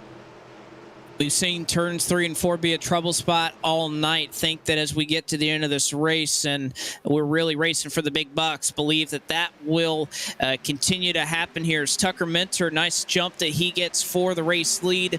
Green flag back out here at Monza after our 8th caution of the evening. Stewart, though, on the outside. It will be side-by-side between he and Ben Billard. He's been on the inside for a number of these, so he'll run the outside right now. As Minter going to have to play defense on whatever direction that 13 wants to go with the drafting run that he has, and actually he'll just pull to the back of Minter. Looks like he'll back out of it. Brian Mercurio, no shocker to see him up front in an FTF race, former FTF Cup Series champion, trying to just run out here for a win, out for fun is Brian Mercurio as they're side-by-side for 2 rows behind him. Mercurio out of shape, and one car nearly scraped the outside. That's another contender that's been around FTF for a very long time. Dylan Smith, UPS car, haven't mentioned his name once tonight. Now he's up in the top 5. Yeah, he is really getting a good run as we got one car sideways, and he saved it. I don't know how. I think it was Ben Fanning that got completely out of shape. I'm not entirely sure. He's off the pace nonetheless, but these guys almost wadded up from about 5th on back. That was a great save there on the bottom of 1 and 2. 78 is going to be pitting this time around. Restart violation, I believe. They said the restart was under review. There are multiple cars in this, but 78 is the number that I was able to pick out there. Wow, it looks like that is the call. We will have a restart violation that is moved. Again, these are not by iRacing rules. These restarts policed in this league as we have another crash just off of turn 4 and working onto the front straightaway. A lot of smoke once again. And it is a huge accident. Benjamin Fanning perhaps got the worst end of it, and another big wreck off of turn 4. It has happened time and time again, and still going on. Well, so what happened was Alexander Russell in the 23, he bounced it off the outside wall, got loose, came down into Ben Fanning, who we just saw had that moment in turn 1. He fell to the back, had nowhere to go. Him and the 51 get turned into the guardrail hard. The 96 spins down onto pit road. It actually hits the pit wall and then kicks off of a couple more walls down on pit road. The pit road that they use for the well, for these guys too. I thought it was just for the road course, but bad day going worse for Ben Fanning. He was running up inside the top 10 a lap ago, and now his car is pretty much junked. It is, and this goes to show you exactly how tough it is here. Russell barely scrapes the outside wall, and when he comes back into traffic, just not a whole lot for him to do. As We also had a pretty interesting avoidance there from Seth the Merchant. Again, was able to get through that one as through the smoke. He could not see the parked car directly in front of him of Alexander Russell. So the Merchant, we've seen him make a couple of nice evasive maneuvers throughout this night, and he's able to make another one right there and able to get in as you're now under caution. He's kind of drifting through the grass, but driver, his skill, he's able to hang on to it here under caution. But another wreck here. More cars getting taken out and being put on that damage clock. It's amazing how many drivers we've seen who continue to run and still fix damage each time they come around, but the list of drivers just continues to get shorter and shorter. And some of these guys, I don't know how they're running. I mean, just looking around the racetrack at who's left and who doesn't have a front clip on their car. Because there was a hefty list at the back of the field that the front clip just doesn't exist. Andrew Schwartz, Rich Jameson. Higginstein doesn't have a hood, but he at least has the front clip. Rabidou doesn't have a hood. DeMerchant's lost the front clip on his car. The list just keeps growing and growing and growing.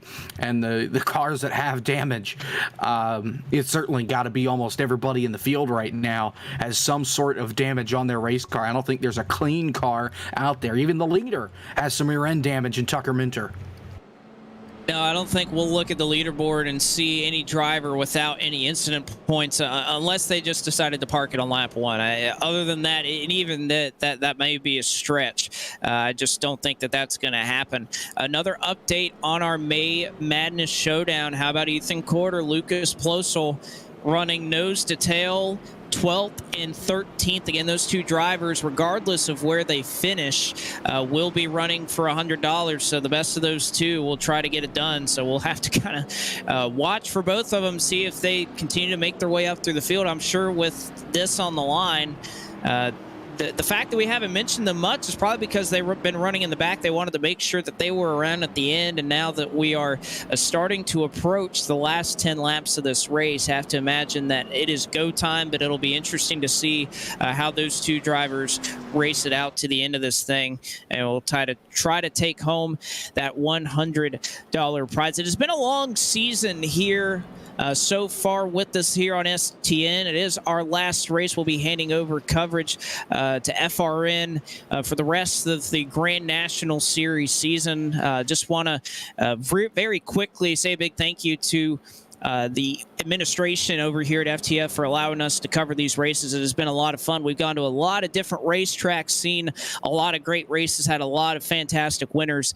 But we, of course, look forward to the rest of the season and FRN taking over coverage of the season. We want to wish them well and good luck. And, of course, we appreciate everybody allowing myself, Justin Prince, Jacob Hitz, and, of course, Zach Johnson. Know we had Sean Butler in here on occasion. I believe Blake Reynolds, Kevin McAdams have done a little bit of commentary work for us as well.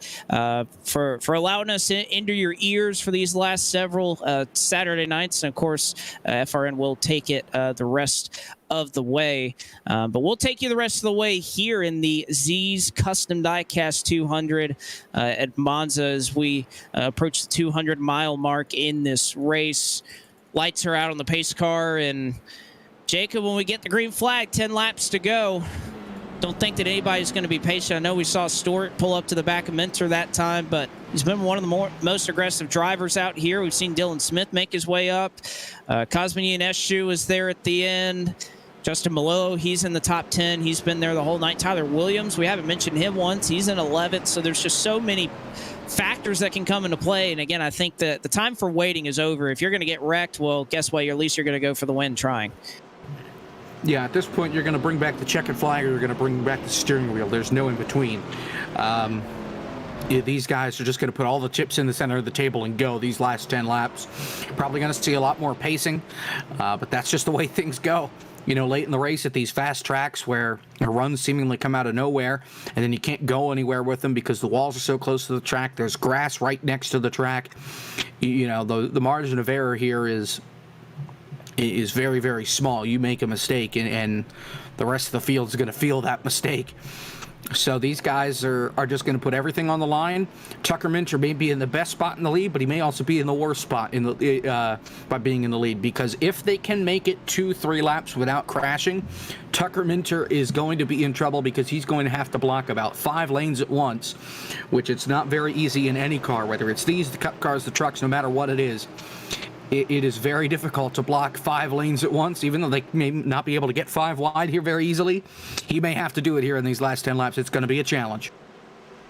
It's hard when you're going 220. You punch a big hole in the air. There's a lot of draft in play. So the race leader, helped by the fact that it's a narrow track, but obviously that draft going to work against you with the toe that you give to that car that is behind you. We'll see how it unfolds when we get the green flag. 10 laps to go here at Monza. Minter, Stewart, Mercurio, Smith, your top 4. Pace car is off, and as we have seen many times tonight, the Zoo Pal Chevrolet going to get a nice launch, and it looks like Mercurio perhaps working with Minter, as they both got a perfect start as they launched into turns 1 and 2. Mercurio will slot right behind Minter in second. Stewart going to have to settle for third, but they go side by side behind them. That's for fourth. It looks like Billard going to get the best of that battle off of turn 2. Yeah, these guys up here at the front, they're getting single file, but in the back, they're fanning out 2 and 3 wide. I think the plan is for the folks at the front, let's get single file, try and break away from the rest of the pack, and then we can decide this thing amongst ourselves. It seems to be the case for the top 5 or 6. They go single file, but back here for about 12th or 13th, they're nearly collecting each other once again. Tight quarters off of turn 4. Plosel on the bottom, and again, we'll have to continue to watch that battle as Plosel on the inside. He's trying to win the money as they're going to go 3 wide into turn 1. Back here for 14th. They end up sorting it out, but of course, anything that happens right here could affect this race up front if we were to get a caution. Jonathan Oates in the outside wall, but we turn our attention back up front. When will the move come? That is the question. Brian Mercurio running a car that... They almost wrecked on the back straightaway back here where you were watching. Lucas Plosel hit the outside wall, and he's going to lose 5, 6, 7 spots by the time he gets into turn 3. Talking about the main madness, that's not a great sign for him right there. No, it's not. He's going to give up that lead to Ethan Corder. Is now Stewart up front is going to end the single file line that we saw for a couple of laps, as he's going to try to make a move to the inside and challenge Mercurio for second. 8 laps to go. Stewart, Mercurio nearly coming together in turn 2. Not a whole lot of room being given by any of these drivers, but we've seen this time and time again. Nate Stewart, just no drafting help on the bottom. He can make up that ground in the corner and be about even, but then you get to the corner, you get to the straightaway, and there's just no help down there for Nate Stewart. He fell into the clutches of Ben Billard, now works the inside line through 3 and 4. He'll be side by side with Mercurio once again off of 4. And these straightaways are so long when you don't have any help. Now, he's at least got Dylan Smith behind him. He's going to move to the outside, try and pick up Billard. Now, he's going to move back to the bottom. It's kind of like he's leading this thing, except he's third right now. As Dylan Smith gets loose on the flat, he can save it for now. Looks like he will, but he's going to fall to the back of this train as they come off 2. He's going to drift all the way through 1 and 2 as he was able to plant that right rear up on the baking, save that UPS race car. But the penalty is going to be that he lost the lead draft. So that is going to hurt him. He's going to have to hope that something happens up here in the next 7 laps to get him back into the mix. But they still work single file. Mercurio now in second, still holds strong there. And now will Mercurio make a move on Tucker Minter? He pokes to the outside. Not going to make a move at the moment as he and Minter both running in the top. We're going to have slow traffic on the apron. Makes it a little harder to pass as Evan Rice coming off of pit lane, but not going to be an issue for your top few drivers. Minter, Mercurio, Stewart, Caution. your top 3. Caution flag out on the speedway, though. Big wreck in turn 1, and it is still going on. Robert Dorman's in it, and he just took... Ow! I think he just hit the 30 of Seth the Merchant. Yeah, he did right here at the very end. Dorman got loose in the grass and spun it back up the racetrack. And oh my gosh, Robert Dorman has passed away. Well, unfortunately, we knew that this was this could potentially happen. We knew that entering turn one was perhaps the most dangerous spot on this racetrack if a driver were to hit it. Unfortunately, Robert Dorman did just that. As they entered turn one, there is a jagged edge to that Armco barrier. Dorman hits it. Jonathan Oates piles in with a little bit of help from iRacing, and then yes, big wreck for all three drivers involved. It was Dorman, Oates, and Adam Sweet that got the tail end of that. And Oates even exited the racetrack, was going to take a nature walk through the opening here in turn one. But another accident takes him out. And, well, this is going to set up, I believe, a green-white checkered here. Yeah, this 4 cars involved here. Zach Hudson pretty much hits Robert Dorman square in the window net while he's upside down and sends him flying. Not sure if anybody else. Yeah, Lucas Plessel, he gets a piece of it. I think Keith Sherman may have gotten a bit of front-end damage as well. If not, he got very close to making contact. I think he missed it, but Plessel definitely did get a piece.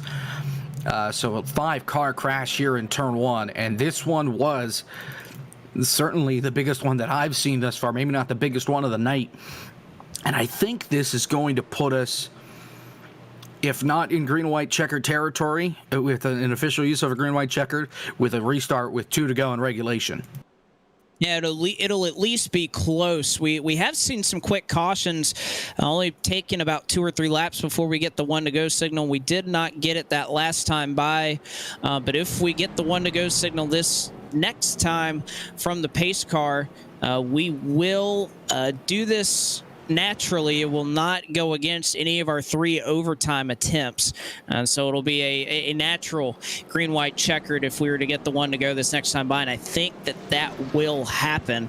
We'll have to see. You see the car being waved around. The free pass is going to be given to Rich Jameson, who runs in 25th. He's 3 laps down, but he will be given the free pass.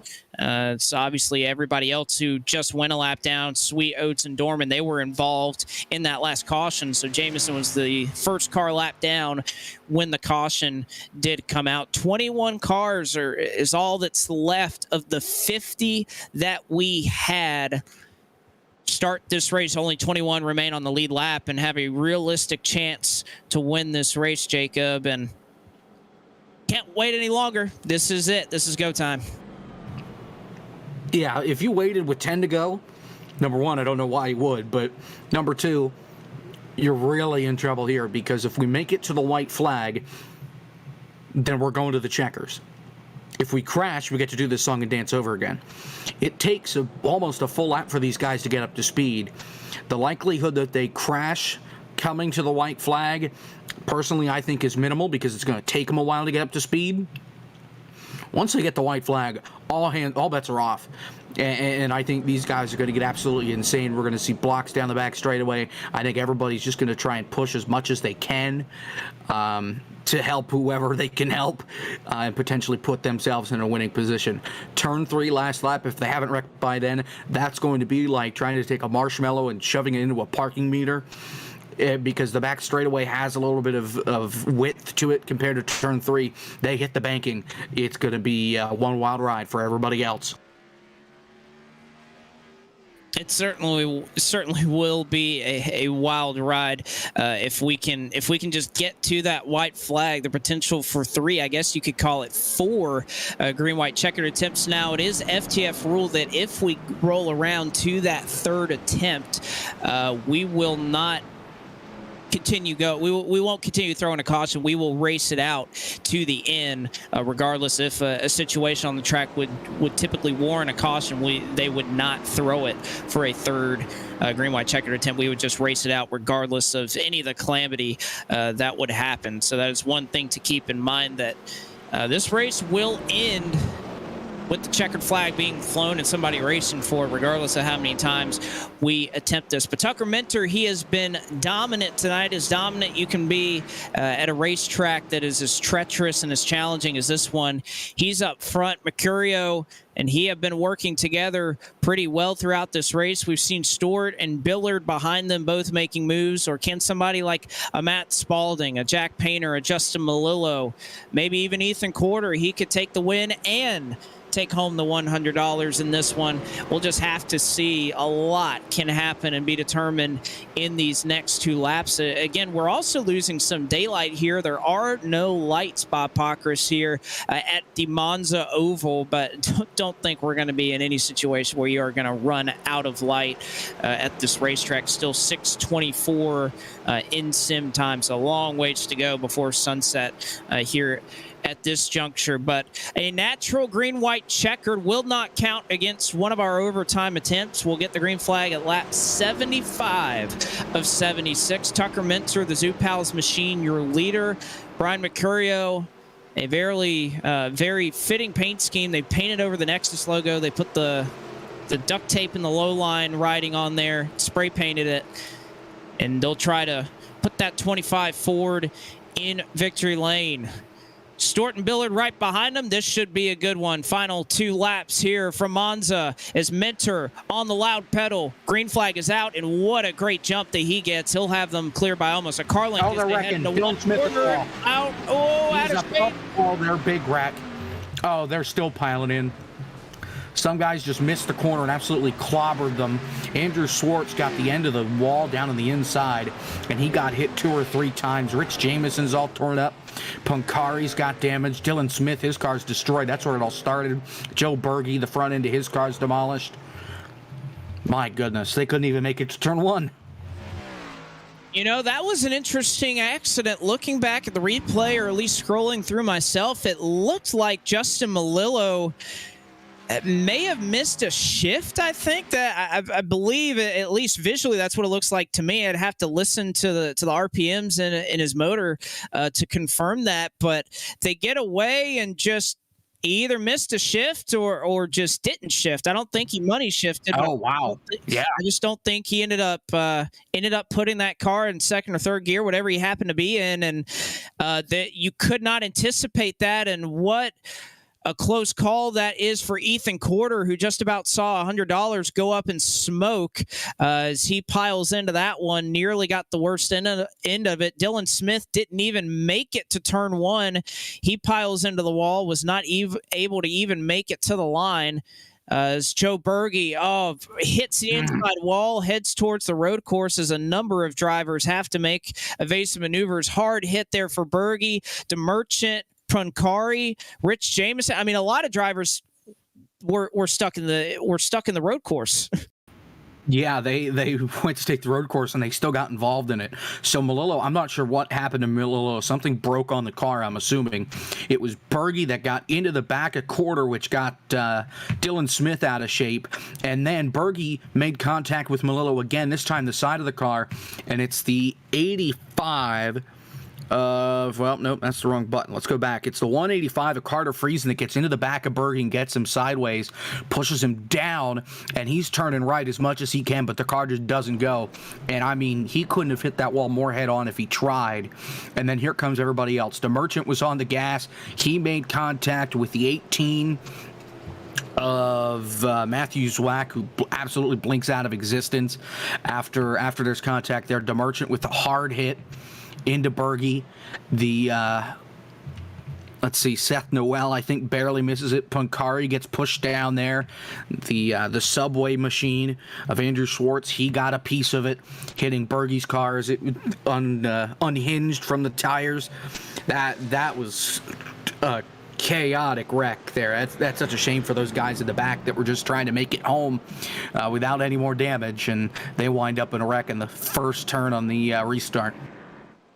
I got to give a shout out to Matthew Zwack, because if you can remember all the way back at the beginning of this race, he was involved in an accident on the inside of the racetrack, was off of turn 4, ended up hitting that opening and was trapped behind a billboard, got what I thought was terminal damage. He was 34 laps down, ended up making his way back onto the racetrack before he was caught up in that latest accident. So obviously took the time to do the 40 or 50 minutes of required repair to actually get back on the track. And then as soon as he gets back up there, gets back out there, gets wrapped up in something that was really none of his doing. But at least the fighting spirit, as I guess what we can commend him on, is now we have 19 cars, just 19, that will take the green flag on the lead lap. And so we effectively have 4 green-white checkers here. Still a lot can happen, but as we saw that time, Jacob didn't even make it to turn 1 before we had trouble.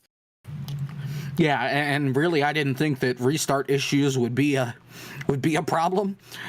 Clearly, that happened there. That was an isolated deal. I don't think we're going to see that happen again. We'll have to wait and see what happens. But at this point, I think they're going to just try and make it to the white flag, and then once they hit the last lap, it's on. That is going to be the case. It is going to be on. We saw a change for second. Mercurio was able to once again get in front of Nate Stewart there for third. As well, actually, no, Mercurio was on the outside that last restart, so not much of a change right there. Looks like Brett Pancari going to be able to potentially get the wave around here to be that 19th car. He's scored on the tail end of the lead lap right now, but I think this time by, we should get the 1-to-go signal from the pace car. So we've been saying it all day, 76 laps, your scheduled distance. As lights go off on the pace car, it will be 80 for now as we go into overtime once again. Feels like it's a theme that we visit nearly every week, that we visit the Grand National Series presented by Bar Visuals. We go in and just always seems like we're going to have a green-white checker. We had one last week at Lucas Oil Raceway. Jordy Lopez was able, after a little bit of contact with Derek Justice, was able to take down that race win. We'll see if Minter can do it again, and if one of these drivers can continue to play spoils up here in terms of the driver standings and taking some wins away from these GNS regulars. And like we saw earlier, a lot of owners' points battles going on throughout this field separate of the Drivers' Championship. We saw Kyle Riley very early on got taken out in an accident. There's major implications with that, with the 62. The 99 is obviously a part of that owners' championship battle. Actually didn't even make their way out here tonight, so that may also not exactly play into their favor. We want to thank Jordan Worth for visiting us here at STN and being able to see whatever the heck this is going to be these last couple of laps. Lights are off on the pace car, the first of a potential 3 green-white checkered attempts going to come to you here for STN's final race covering the FTF Grand National Series. Couldn't think of a better way to do it. Green-white checkered at the Monza Oval. Should be a fun one. Tucker Minter, Brian Mercurio, Nate Stewart, Ben Billard. Your top 4. Can one of them get it done, or will somebody emerge from the smoke and steal one here in Italy? We're about to find out. It's a pace car. In just a couple of moments, we'll dive to the safety of pit road. Can we get past turn 1 this time? That's the question. If we get back to the white flag, we will see this thing through to the end and race it out as the pace car will duck off. Field in the control of Tucker Minter as he gets away. Great restart for great restart for Mercurio as well. They'll be side by side. Green flag is out. And I don't think Minter's going to clear that 25 into turn 1. No, he's not, but now he'll get there in the middle of 1 and 2, though. Mercurio could not get as good of a run on the high side. He's got help from Billard on the high side, but Nate Stewart, we talked about him running the bottom. He's glued to it here off the corner, trying to get the side draft. He just needs some help. He just needs a push down the back straightaway as Mercurio gets sideways up top, and we got people in the wall on the inside. Oh, ENSU tried to make it 3 wide on the bottom, but got out of shape with the shove. Mercurio also got loose there on the last lap as Stewart and Billard, your first side-by-side battle. We're going to go 3 wide. That's not going to work. Mercurio into the wall. He's going to chase him down. Back to the white flag. The yellow flag flies. 22 is spun, and the caution is out just. Big hit. Tyler Williams. I think he hit every bad angle that he could have down the front straightaway. Jack Painter was the one that got sideways and pretty much just blocked the track for everybody else, and there was nowhere to go. I mean, Tyler Williams he took a hellacious impact with just about every wall in sight. He caught the end of the pit wall, at least one of them. He caught the end of the concrete wall just past the guardrail. He had the 70 of Zach Hudson pop him up into the air, and the 93 of Nathan Ravidu drove underneath him. That's how high he got. That was a huge crash here on the front stretch. It was, and again, as I was about to say, that was just mere moments before they were able to take the white flag. So we nearly got back to the line, and we're pretty much going to see about a 3-horse race up at the front between Tucker Minter, Nate Stewart, and Matt Spalding, who may have been able to build up some speed with the draft and mount a late charge. But Jack Painter was the first car that caught my eye, and very quickly they ended up throwing that caution. Obviously, with the unsafe racing conditions, they wanted to make sure if there was a spin, they didn't want it to go past that checkered. And Tyler Williams stuck into the pit road wall. Jake Poulin, a hard impact as well. He hits that pit road wall. So again, dwindling the numbers down. In the first 3 green-white checkered attempts will not be enough to settle this thing. We'll go back under green once again. But not without even more drivers. We're not going to see the checkered flag in this race. Yeah, the hits keep on coming. Another one gone, another one gone, another one bites the dust. We just keep plowing forward, and we'll try this again here, see what they can do. They almost had Tucker Minter there. I'm interested to see now with Nate Stewart in the second spot instead of restarting third or fourth. I'm interested to see what he can do here through the first 2 corners on the restart. If he can get to Minter, if he can maybe move Minter out of the way, I think that's going to be the best way for him to get by and kind of open the door for somebody else to win this thing. I don't think there are enough cars left that are up to speed that can beat the 077 of Tucker Minter. I think he's in the league on his own at this point. Well, as much as this was a race where you knew it was going to be attrition filled, you knew you were just going to have to get there to the end. It was also pretty much a track position game because of how difficult it is to make passes in this at this track. It's so hard to go to the bottom or even just run side by side here without getting into the driver beside you and doing that all the way throughout the field. We've only seen really a handful of drivers that were able to accomplish that. So many drivers who are waiting for their turn, so to speak. I think the time ran out for them to try to get to the front, and now many of them not left with a whole lot of race car left and the ability to make up that track position. I think you realistically have to be, I don't think you have to be in the top 5 to win, but to have a real shot at it, you do. Now, obviously, we can see a huge wreck that takes out the first 8 cars off of turn 4, and the guy that's in 9th will end up winning this race. That's something that I think is entirely a possibility. But the big players up front are at least going to have control for the most part over their own destiny. Tucker Minter, Nate Stewart, Mercurio did an amazing job being wrapped up in that one, had some contact, was into the Armco barrier, saved his race car, and was able to hang on and at least going to be still in the top 5 at the end of this one. So he did an incredible job hanging on to that one and being able to at least see this thing through to the end. But leave this time by. Lights will be off the pace car, and we will try this thing again. And Jacob, I think I just had a good point given to me in my ear. I don't know how these guys are doing on fuel. They pitted all the way back at lap 52. It's a 3-mile racetrack, so obviously a long way around. And I mean, I'm assuming they have enough to get to the end, but I guess it's a possibility if we continue going through these green-white checkered attempts that somebody may run out. I guess we'll find out one way or another, huh? Somebody slows up in the middle of the pack. I guess we'll figure out, nope, they couldn't make it on fuel. And then we're going to see everybody come onto pit road and get fuel. I think Minter might be one of my biggest worries on making it, just because he's been out front so much. He's had the cautions to save, but when you're leading this thing, you're on the gas pretty much the whole time, compared to when you're back in the pack and you're able to use the draft. So I think Minter's probably my biggest worry on making it on fuel, but he's had enough cautions where he should be able to save and be relatively in the ballpark of everybody else. Well, it'll be interesting to see, of course, again, lap 52. just doing my numbers relatively good. I mean, it's a 3.75 mile oval, so you can imagine the amount of miles. It adds up pretty quickly when you think that we will have to go about 33 laps to the end. I know a lot of that has been under caution, so there's not a whole lot of worrying, I imagine, that goes on, but you never know. Some of these guys may have short fuel to gain time on pit road, try to make spots up, and be interesting to see if that comes into play as well.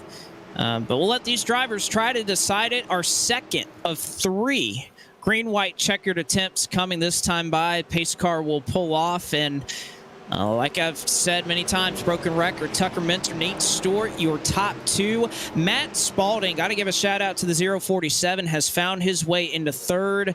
Ben Billard, Tyler Lennon, and Rudy Valentine, he was involved in a lot early. He is in 8th. So could one of these drivers steal a win in this one? We're about to find out. We'll see how early Minter elects to go on this restart, and he'll get a nice jump over the 047. He'll pull high. Green flag is out. It looks like Stewart may have it clear for 2nd as he gets by Spalding, and we work into turn 1. They're side by side behind him, but so far so clean.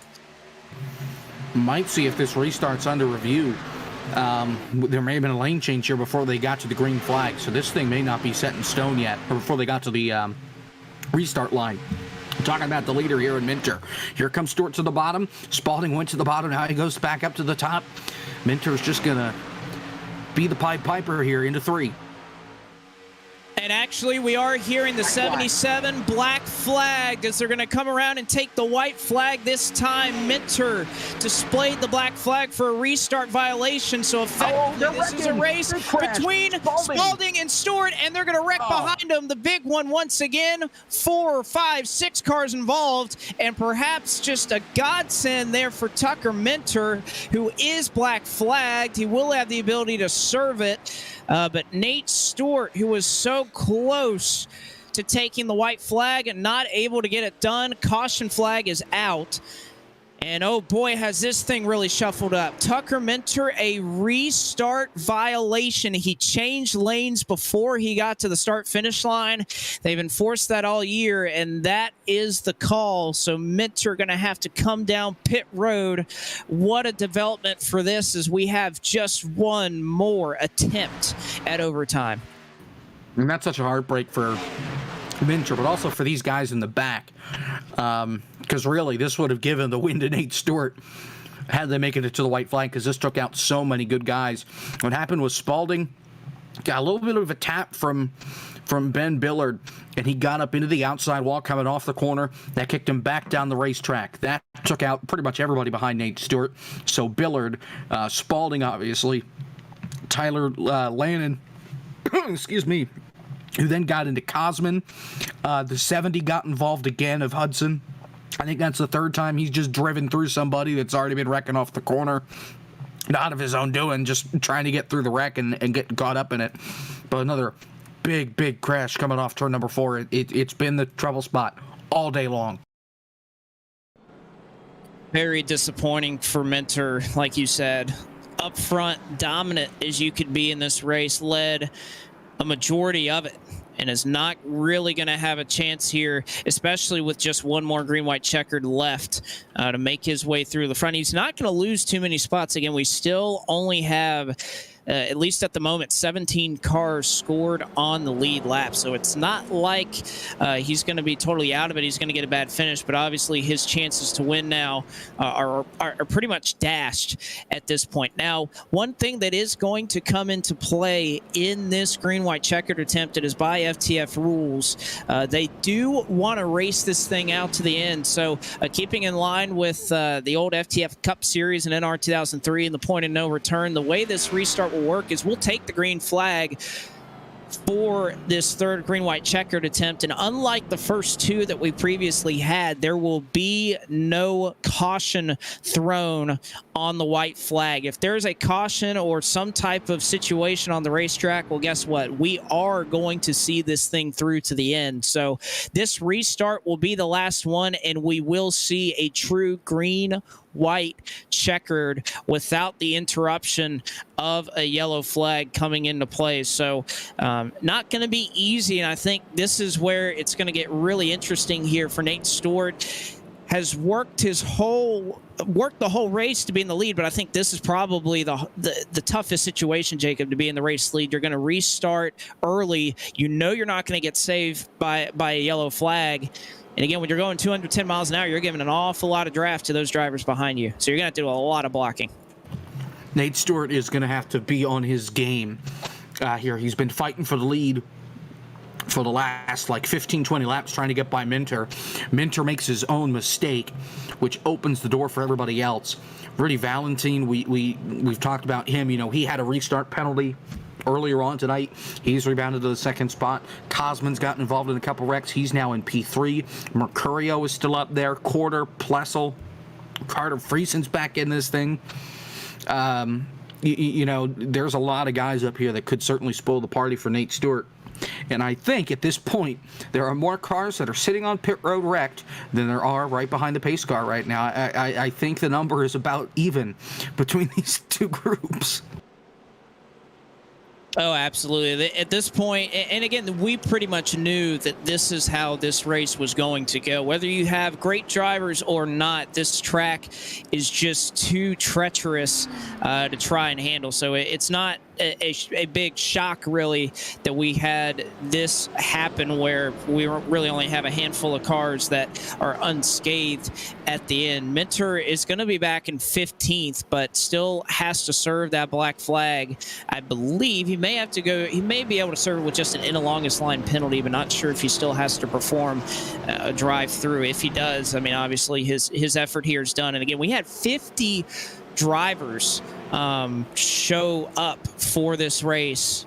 15, count them, 16 drivers are on the lead lap for the last restart. Our originally scheduled distance was 76 laps. We're going to go all the way to the checkered flag on lap 88. Stewart, for the first time in this race, we're going to see the leader take the outside line. Interesting call here, Jacob, to see him take the outside, but I think what he doesn't want to happen is what just happened to Nate Stewart, or excuse me, Tucker Minter, with that lane change violation. I think he's kind of protecting himself here. Yeah, I'm kind of surprised that Stewart's taken the outside since we've seen him work so well on the bottom. But, of course, now as his internet blinks in and out, hopefully he'll be all right here. But I think this is going to be an interesting start for Stewart. He's been so used to starting on the outside, having been in second on some of these restarts, so maybe he thinks that there's something there that he can get away with. I don't know. We're going to have to see. We will. Ethan Corder in 6th, Lucas Plosel in 7th for that Made Madness final as well. So we'll be watching both races. Pace car is off. We won't see it again. Glad to see the last 2 laps of STN for the FTF Grand National Series presented by Bar Visuals. Here it is. Nate Stewart, Rudy Valentine. A decent jump for Stewart. He's going to be clear by a car length into turn 1. Valentine going to be clear for 2nd. They're banging doors for 3rd, though, side by side between ENSU and I believe that's Will Klein. You know what happens on these plate tracks, though? You get a big enough restart, and everybody else is going to come at you all at once. He's got to be careful. Stewart does here down the backstretch. Down the back straightaway, all over the back bumper is Valentine to the back of Nate Stewart. ENSU having to defend low from Will Klein. Haven't mentioned his name once tonight. They go side by side behind Nate Stewart into 3 and 4. Again, we will see the white flag. Cosme ENSU all over the back bumper of Nate Stewart as they exit off at turn number 4 onto the front straightaway. We'll see the white flag this time. Can Nate Stewart hang on, or will ENSU make a move? Got to see back here. Everybody's getting like 2 car tandems right now. Stewart and Cosman working together. Klein and Valentin trying to work together. Then Mercurio, Malillo, top 6. Malillo fighting back and has some pressure. Here comes Carter Friesen around the outside without the front clip of his car, busting his way to the top 6 as we got trouble in the back, but it doesn't matter now. It's all up at the front. Here comes Yaneshu to the inside, looking for a way around Nate Stewart, but that outside lane, we've seen how preferred it is through 3 and 4 for the final time. Will Klein looking to try to get to the outside of Nate Stewart. They're banging doors back there off the Armco. Stewart goes low to block. He's going to be left in the middle. They're wrecking behind him. Stewart gets turned as they go to the line. Who is it going to be at the front? To the line, it is Rudy Valentine that is going to escape and win this race off of the last corner. Stewart gets split, and there's not enough room for 3 wide. Stewart gets turned and emerging from the chaos. Rudy Valentine is your winner tonight at Monza. That was incredible. And Tucker Minter, we didn't catch this. He made his way to 4th coming off of turn 4 before that crash. He almost had a shot to win that race. And, you know, Justin Melillo, now that we passed midnight, it's officially his birthday. I was kind of hoping he'd be able to sneak across there and win, but still, a top 3 for Melillo, a great finish for him. And I mean, just everybody other than the top 3 got a piece of that crash. Cosman absolutely ate the attenuator at the end of the pit wall. There are just cars littered all over the front straightaway. My goodness, what a race. As off of the last corner, Rudy Valentine able to escape the chaos, and there's really nowhere. It just kind of fell in his lap. The 78 was 5th on the last corner. He actually hit the wall on the last corner, but they wadded up behind. They were 3 wide temporarily for a moment, and Stewart got a little bit of a shove from Will Klein, and then also got one from Cosman Yaneshu. That turned Stewart to the inside. He's not even going to make the checkered flag. Only 11 cars finished on the lead lap, and in a 3-wide battle, it was Valentine, then Mercurio, and even Justin Melillo had a chance at bringing this one home, but the 78 of Rudy Valentine, involved in some wrecks early after being up front, stole it away. What a race. That was almost a classic plate race finish there, with people crashing coming off the final corner, a photo finish coming to the line. That was a fantastic way to end this thing. Maybe not for Nate Stewart and Tucker Minter, but for Rudy Valentine especially, to get to go to victory lane. You know, we had the restart penalty earlier on today. Able to claw his way back and just sneak through the carnage a la Chris Buescher. 2012 in the Xfinity race, kind of what it reminded me of, with everybody just wadding him up coming off 4. And how about it on the last lap? Lucas Plosel and Ethan Corder racing for $100 and off of turn 2 in that battle.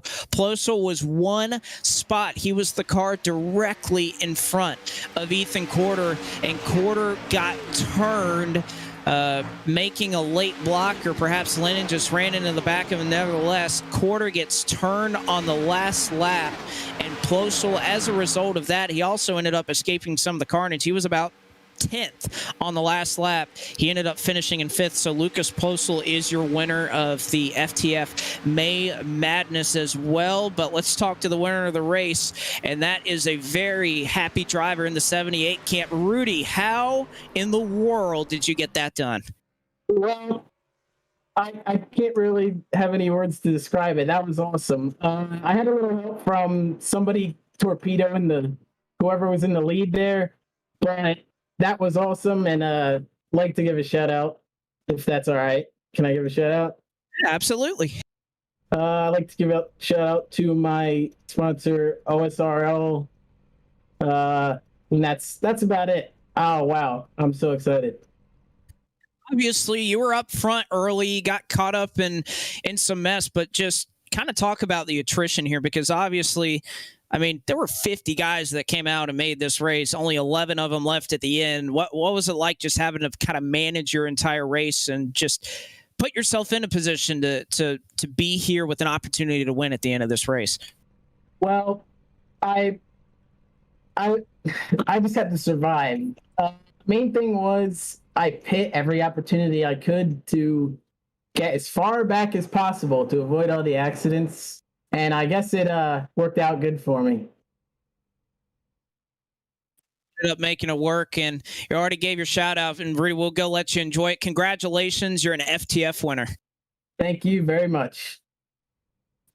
And Rudy ends up taking it at Monza, and we will catch up here. Jacob Hitz will catch you over to Brian Mercurio. He came awfully close there to stealing it at the end. He finished up in second. Brian, you were able to bring it home in the second spot. You were up at the front, got involved with some wrecks, got pushed to the back. You were able to make a last-minute charge there on the last lap, get yourself into a good spot, and then the big wreck happened. You were just giving everything you had coming to the line. Take us through your night from the driver's seat. It's kind of interesting one. I was gonna try to play it safe for a little while there. Kind of rode around, I guess, mid-pack, which is probably the opposite of what you want to do, especially here. But I'm thankful I had the opportunity here to drive the 25 not Nexus car. Don't worry, it's not a Nexus car. Trust me, I taped over the logos. Just kind of rode around. Got damaged. Wreck that Kenny got. Or I don't know if he didn't cause that. The one that Kenny evolved like midway through the race. I got like 40-something seconds of damage. So I was like a little off, but I was still pretty good. And then I got really killed there at the end. And just kind of hanging on. I was going to be like 6 or something like that. And kind of, as the kids would say, I kind of Mickey Moused a P2 there by avoiding that again, avoiding that wreck. So that's kind of been the whole story of my week. I did the same thing in Road to Pro, kind of Mickey Moused a podium there. So I don't know. I guess luck's on my side this week. Is there anything you could have done to get to the win, or was it as high as you were going to get in the position that you were in at that point? Yeah, this is probably the best I was going to get. Like I said, especially because I had like 40-something seconds of damage, and then I got even more. So I was already down after that, and I was just kind of hanging on at that point, and whatever I got. I was going to see if I can maybe do a little something there. Coming to the white, I saw Justin getting a big run coming off turn 4. So kind of threw a little bit of a mean block in front of him and wanted to see if we can get anywhere. And then I remembered I was broke, so I just slid back up to the top and was riding right behind our race winner, Rudy, there, and almost got him. Crazy enough, he got slowed up just a little bit more, and I almost did a pass in the grass there for the win. But to luck out on a P2 like this is pretty cool. And before we send you on your way, anybody you want to thank or say hi to? I'll give another thank you over to Will Norton and the Nexus boys for letting me run this car that definitely wasn't a Nexus car. There's just conveniently some duct tape over the logos and spray painted low line on it. Definitely not Nexus. So thank you to Will. I guess a shout out for Kyle for yoinking either me or Blake out of the car when we could have gotten second place points tonight. So that's a little upsetting. But as always, shout out to the sponsor of the 62. Bar Visuals. He's also the series sponsor, Dalen Barr. Love you. Just celebrated a birthday recently. Shout out to him. You guys for putting on this broadcast. Hopefully it was an entertaining one for the booth. Can't wait to go watch through the wrecks. Just super interesting race. Kind of like Darlington and Talladega come together. It was weird with like weird death walls everywhere. So thanks y'all to broadcasting. That was definitely a Grand Prix, I'll tell you that. Well, congratulations on the second place finish, and best of luck to you the rest of the way here in the FTF Grand National Series. Congratulations. Appreciate it, boys.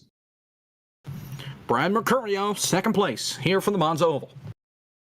He brings it home in second, and Justin Melillo, pretty much the only driver I think we can solidly say ran in the top 10 the whole race. You had a shot at the end, getting through all the carnage, but you're definitely strong out there all night. It was a good night. I felt comfortable in this car, in this track all night long. I started 9th, which is probably the best start that I'll ever get in this series, and I messed around and got a top 3 somehow.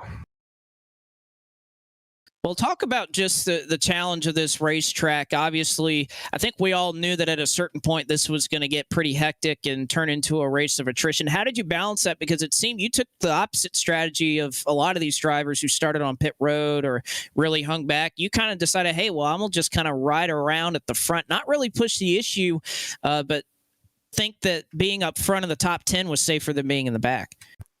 That's what I figured. I figured that the faster guys were going to be up front and they were going to be aggressive, and I figured the not so faster guys were going to be in the back and they were going to be aggressive. So trying to find that middle ground and just staying out of trouble was the main point. I know I got involved in one of the big ones where I think Sean Butler had gotten into somebody racing for the lead, and then I'd gotten in another one not too long after that, and the damage was minimal, which was good. But I mean, I could have ended up flipping over and having a catastrophic end at that point. But yeah, I mean, for the most part, stayed out of trouble. Missed that shift, unfortunately, late, which I probably haven't done that in a dozen years or so. I really got to tighten the bolts on my rig, but it was a good night, and best finish in this series on iRacing, so I will definitely take that after an 8th place finish last week. Positive momentum for the points. We messed around as well and got a playoff point, which is good. So definitely going to take that. Also had a great race for the May Madness. Lucas Plosel able to kind of get the best of that battle. I know you're the administrator in this league, so sure happy to see a good battle like that play out, and Plosel will get the $100. Oh, for sure. May Madness is really fun in the sense that it really brings in. I think we had the last seed go like 4 rounds deep, which was really cool to see. It brings people back that maybe haven't been racing for a couple weeks or whatnot, and it gives another interest to it, and we did that with May Madness. We're also going to do that with the Motorsports Drop challenge that's been going on. We had our first race a couple weeks ago at Coda, so yeah, a lot of momentum going with this league. I mean, tonight was not the cleanest of nights. It was definitely a race of attrition, but I had fun out there, and you know what? I think a lot of other people had fun tonight too, which is that's what we want. Absolutely. Well, I'll hand you the mic one more time. Any sponsors you want to shout out? It's your chance. I just want to give you guys a thank for putting on the show as you always do. You guys put on a great performance this first half of the season. I will miss STN for these broadcasts, but it's going to be fun having FRN come in and take the second half of the season. I want to thank everybody on the FTF administrative side for all the hard work that they put into making sure that these races go smoothly. I want to thank all of our FTF sponsors, especially Dalen Bar Visuals, our entitlement sponsor there, and just I guess also thank Traction because they're on my car and they pay my salary. So yeah, I'm sure that helps. But congratulations on the 3rd step of the podium. And actually, Jacob, we will go ahead and hand it to you, who I'm sure is talking to somebody who's very happy. He ends up coming out on top of the May Madness. Lucas Plosel, $100 richer. Hey, what's going on, boys? $100 richer. How about that? You're able to survive. Just beat out Ethan Quarter for the $100. Take us through your point of view for tonight. Oh, man, so Eco's my teammate, thankfully. So me and him were kind of sitting in the back a little bit most of that race, honestly. With him in front of me and me behind him. And then towards the end there was a couple of wrecks and we both got involved. He just happened to have a little bit more engine damage than me, but it was a hell of a run, hell of a finish. I still got top 5 out of it too, so in all, it was a pretty damn good day. So, and you had a long road to get here. Take us pretty much through your road to get through this point all the way through the month of May. Oh man, so I kind of got lucky a few times. I did beat out Jameson the first round. Oates just had a bad break at Dover, and I happened to have beat him there. Worth did not show up for his race. And then I got lucky against Smith again, which made me to the final. It was awesome for our team, Changbei Motorsports, to have both of us in the final like that. Having both of us have the chance to win money like that is awesome. I'd like to thank FTF for letting us have the opportunity to do that. That was really cool. So, but yeah, it was a lot of bit of luck, honestly, and then a little bit of talent to get there. And before we send you on your way, anybody you want to thank, say hi to. Yeah, I want to thank my team, Changbei Motorsports, Ethan Quarter, Ben Billard, Matthews Whack, Matt Spalding, all of us on the Chain Bang Motorsports. I got sponsors. APL Fisher was nice enough. Scott Fisher was nice to put his sponsorship, his Twitch channel on the car. Joe's Pizza has been on my car for the last 2 years on iRacing. Shout out to those guys over in Guttenberg, Iowa. And shout out to my teammates mostly. I couldn't be here without them. So It's all about the money, money, money for Lucas Plassel. $100 richer, winning the May Madness tournament. Congratulations. thank you. Well, Jacob, a lot happened tonight. We had a lot of drivers. 50 of them made it out. We had chaos. We even shuffled up the booth a little bit. Had a couple different of people doing talent tonight. It was just an overall chaotic night, and I think that's exactly what we expected at a track that, you know, isn't even, I mean, hasn't been touched in 40 or 50 years, but replicated here virtually. I think it kind of came down to exactly what we thought it would be, and it did not disappoint. Had a nice little Chinese fire drill with the broadcast booth. That happens to everybody at some point or another, but, you know, this race was definitely exciting. I definitely did not disappoint. You know, Monza Oval can always bring that chaotic aspect, and it certainly did tonight, but these drivers handled it well. And just looking through the grid, it looks like every single person got at least 3X. It was Aaron Smith, believe it or not, the one that took the vicious tumble on the back straightaway after hitting nothing. He was the one that had the least amount of X's. He finished P31, 24 laps down. It's going to be a single contact incident that did that. I'm surprised that means that was an off track and a 2X on that, which I don't know. I guess how barrel rolling and flipping 13 times is, I guess, a 2X in this day and age. But nevertheless, very cool. And of course, so you see on your screen the many upcoming events here we have on STN. Of course, the FTF Saturday Night Super Speedway League acceptance on Fridays will make a return on Friday night. We'll do round 1 at Talladega. So we're not totally done with FTF coverage here. It's just done with the GNS series here for Bar Visuals. We'll have that next Friday night. And of course, in a little bit later, the final round, or I guess final race, I should say, of round number 1 of the eNASCAR Road to Pro qualifying iRacing series from Dover. I'll be in that race, and I just can't wait to get it over with and move forward to round 2. But there are a lot of spots that are up for grabs, and luckily I'm not one of the drivers that's having to fight for them.